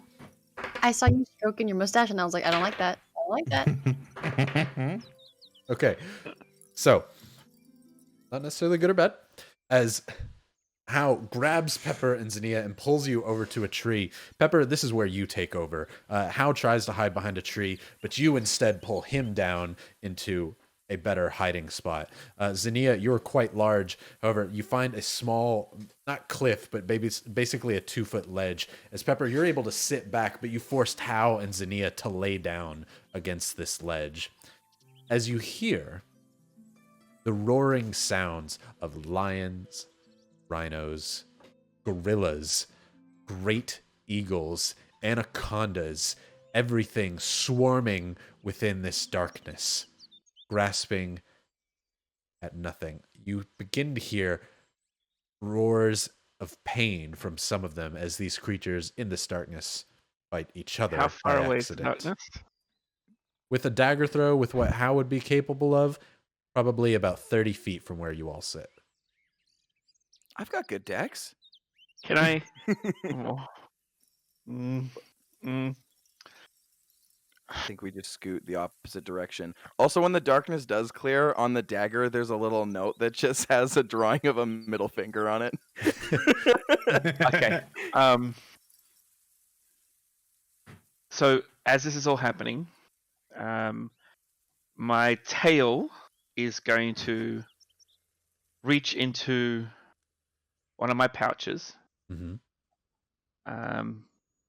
If Zania and Hal will probably hear me say, "No, piss off," Oh. and then an object goes flying into the darkness. Cool. That object is a small vial with 2 small cubes. Do you throw the transfiguration cubes, The silver metal things, Gaia? and it so As it can smash inside the. Pepper, While you, that happens, I want to cast darkness switches because I forgot I had this spell, and I think this is the meanest, funniest thing to do. I'm gonna cast silence on them, so a 20-foot radius, so they can't hear anything. So not only does this not shatter, they cannot communicate, and it is dead quiet in there for the next 10 minutes. you throw that in the darkness, you said, Pepper? Mm-hmm. Absolutely So that it will. wonderful. As you do so, Pepper, you pop the cork and throw the vial with the 2 tiny transfiguration cubes. Again, for those new, the tiny cubes turn anything they touch that is non-living organic material, like wood or cloth or feathers, into metal. And We they are the turn bad metal guys. things into wood. As We you are throw the these bad tiny guys. cubes into there, you hear nothing. What once was this zoo-like swarm of bites and scratches and cries, you no longer hear anything as the darkness envelops all. Ren and Robert walk kind of as if they're on a gentle stroll through the woods, observing this all happen. But it starts to get too dark for you to really be able to see anything because neither of you have dark vision. Zania, Hao, and Pepper see all this happen. Do you stick around to see what happens, or are you all Leg it. leaving? Okay, sounds good. We're gonna leave. Zania, Pepper, Hao run out of there. Opposite direction, going as quickly as you can. Are you heading to the north, the east, the south, or the west? They are currently to your east. We gotta go north, right? Yep. We're going north. Sounds good. As you all walk... Sorry, I was gonna say I'm giving Robert directions mentally because he's in my book. He was the first person I put in my book, so I can guide him. Okay. Yeah, I'm gonna keep doing that. Also, Holy Baby Jesus inspo for the Isengard reference there. As you tell Robert, like, hey, we're going to the north, Robert. And he's like, oh, okay, sure. As he begins tapping Ren, he's like, I don't really see where north is. It's a bit dark. But I am not lighting a fucking torch. well, we're this supposed to go forest. north. I don't know what you want from me. I will lick some dirt or figure out how, but I will tell you right now, I am not Robert, in this forest. Robert remembers the tale of the northern star that shines brighter than others. And he looks to the sky and he sees a star and he points it out to you and he says, there! Ren, you look up to where he points his finger. It's not a very Is it the moon? bright star. It's the moon. It's the crescent moon. Robert, no. Robert, That must be what it's referring to. We follow that crescent-shaped star. We will get to where they are. Nope. Hey, Robert, nope. Let's, oh, dear. Where are you leading him, Ren? Probably into a tree. Can I roll for survival? Yeah, absolutely. to look. Absolutely, you can. We're gonna get lost in the woods. What'd you get? It's a 6 with Oh. a +4 modifier. Hey, that's a 10. You beat his 9. So, as you look for the northern star, you actually are able to find it. However, currently, it sits directly above you at this time of night. Oh If no, you- I think you misunderstood. I got a 6 in total. Oh, With I a did +4 misunderstand. modifier. Yes. Sorry. I rolled a 2. I did misunderstand. as instead, your eyes, with all that redness that you saw in the Druids Grove, oh That's man, it. that's The moon. you're right, the moon. That must be it. Why else would they speak of such a bright northern star? As the crescent sits above, you say, let's follow that boy. And so now there's a 1 in 3 chance that the moon is, well, 1 in 4 chance that the moon is in the right direction right now. So, chat, call what number I should roll to get them to go north. I'll let chat This is how pick a the number. story ends.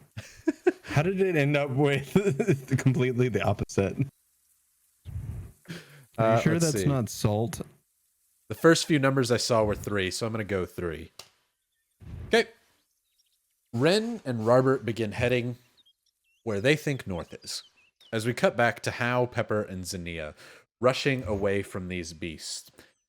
You all do head north, as you can see in the dark and know exactly where you're supposed to be going. You turn back briefly to look. Everybody roll me 1 perception as you go slowly up this hill that leads to the north.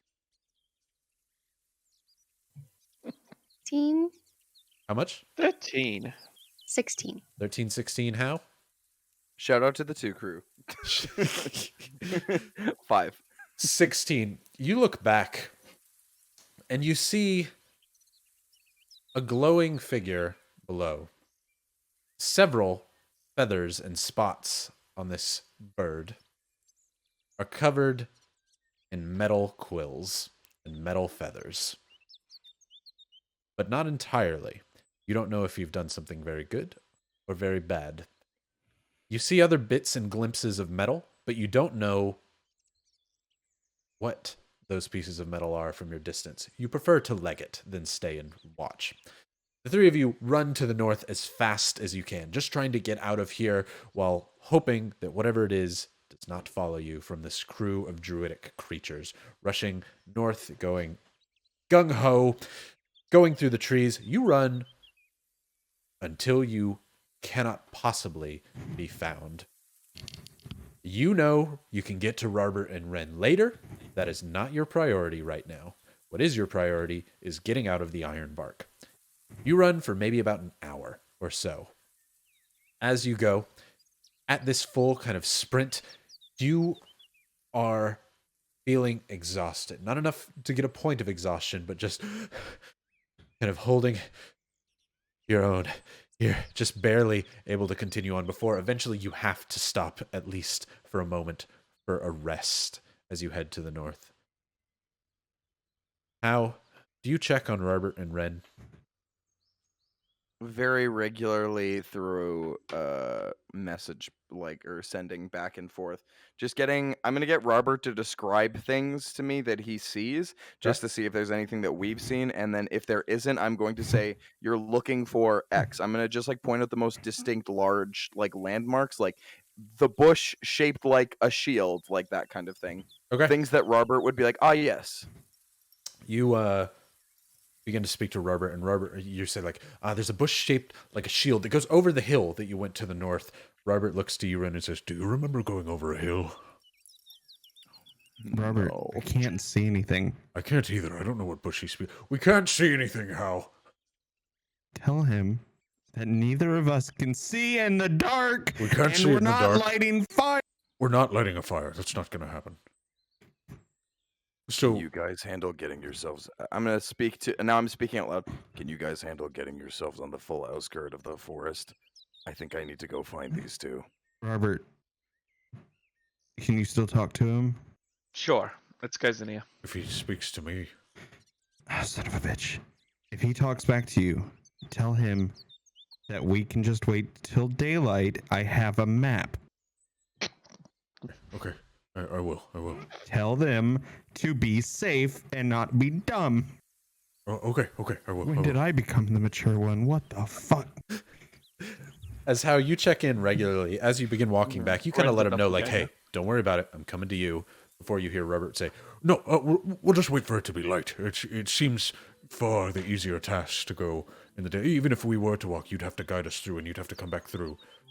Oh, God, I don't know what happened there, but something. All right then. If that's what you guys would prefer, The lake. I don't mind. I don't mind coming to look for you guys though in the dark for a bit, at least to see if you're on the right path. I'll spend like 20, 30, like kind of thing, like on the like inskirts, like avoiding like where the druids and stuff were, just to see if I can at least get a beat on where they are. So But you're if I going can't, to I'm have just let gonna Pepper return. and Zinnia do the like long run to the north while you try and hide? Yeah, essentially. Because Okay. I think if we find him, we find him, kind of thing. The sooner Robert, we gather together, the better. Robert, if they talk to you again, tell them go to the lake. Oh, okay. To the lake. Tell Pepper and Zinnia to the lake. If you come, No. great. But if not, go to No, the lake. Robert, all of them. All of them. Tell all of them. Tell all of them how. I tell Zinnia, because this was perfectly so I could message both of them back and forth. So if I don't find them, I'm gonna return to you guys, but they're gonna meet us at a lake. So I guess we're looking for a lake north of the forest. Any idea where we're going, Zinnia? Yeah, the lake was kind of northeast, and it's kind of a big lake. Like, it's not something we can just, hey, meet at the lake, you know? And there's a whole shore that we could end up being at. Wait, they want to meet us at the lake? Yeah. Oh, sorry, I forgot. You can't hear what they're saying. I guess Robert told How to tell me to meet Robert at the lake. How about we meet them at our final destination? Kern, you want Kern, right? that Kern's a whiles away. Sorry, what? Tune in next week where only 2 of the players are here, and the week after where it's the other 2. Or next month, I guess. The Oh, entirety. Red, you didn't walk away from the circle at all. No. I don't know if you remember what the map looks like, Pepper, but Kern is kind of far away. Okay, well, how about we just get out of this? I mean, you can do it. I don't care. We'll make it happen. I click escape and hit fast travel. Does anything happen? 2 Oh, you episodes a accidentally week. hit reload save. Ah, damn. So there you are, back at the cave. It goes right in front of you. Right, yeah. It was all a dream. It was a dream. And you were I'm there. team again? And you were there. And you were there. So Zinnia and Pepper, are you heading to the northeast trying to find the body of water? I think we're just gonna get out of the forest. Okay. Yeah. And to get out of the forest without hitting the a mountain range is northeast. Okay. Heading to the northeast. How you're going to go back by the Druidic Circle to try and find them, correct? Yep. Okay. Roll me a survival, and depending on what you roll, will depend if you have advantage or disadvantage on this I check. will also say before he rolls that I have tried to convince that we stay in place for the night, Okay. get more. Also, can I use guidance for this particular thing Yeah, before absolutely. I start? Okay. For survival. Cool, because I have no bonus to survival, but that's still an 18 plus 2 from guidance. Oh. So 16. Good. So 18. I'll give you advantage then, since you've been in this area for your stealth roll as you search, because your first roll was a 2. Cool. I'm going to cast guidance on myself again. So that's a plus 3 on whatever you just got for me. Okay, cool. Good to know. As you head back towards the Druid Circle to find Robert and Ren, who are hunkering down for the night, waiting to get found. Zinnia and Pepper, heading to the northeast. You're not stopping for tonight. That's not an option for you. With those druids following you, you don't feel safe at all. In your travels, you probably go for 4 or 5 hours at a decent pace, just trying to get as far away as possible, hoping that you might get to the edge of the lake, as you had to travel quite a ways just to get to the center of the Ironbark where the treants took them at first anyway. As you get towards the lake, you eventually start to see less and less trees.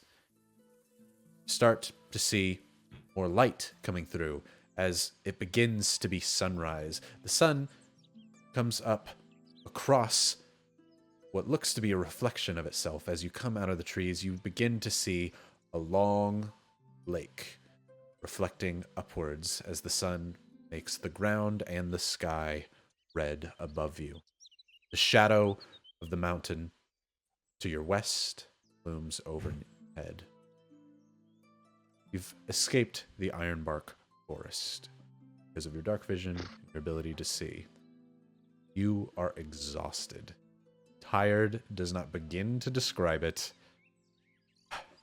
It's time to bed for the night. There's a small clearing of rocks that are nearby here at the edge of the Ironbark and close to the lake. And off a bit to the east, you see that the lake continues to run round, and then there's a small wedge where the lake and the mountains kind of converge between each other. You see a light off in the distance where there appears to be a small hut or a house on the edge of this lake near the mountains.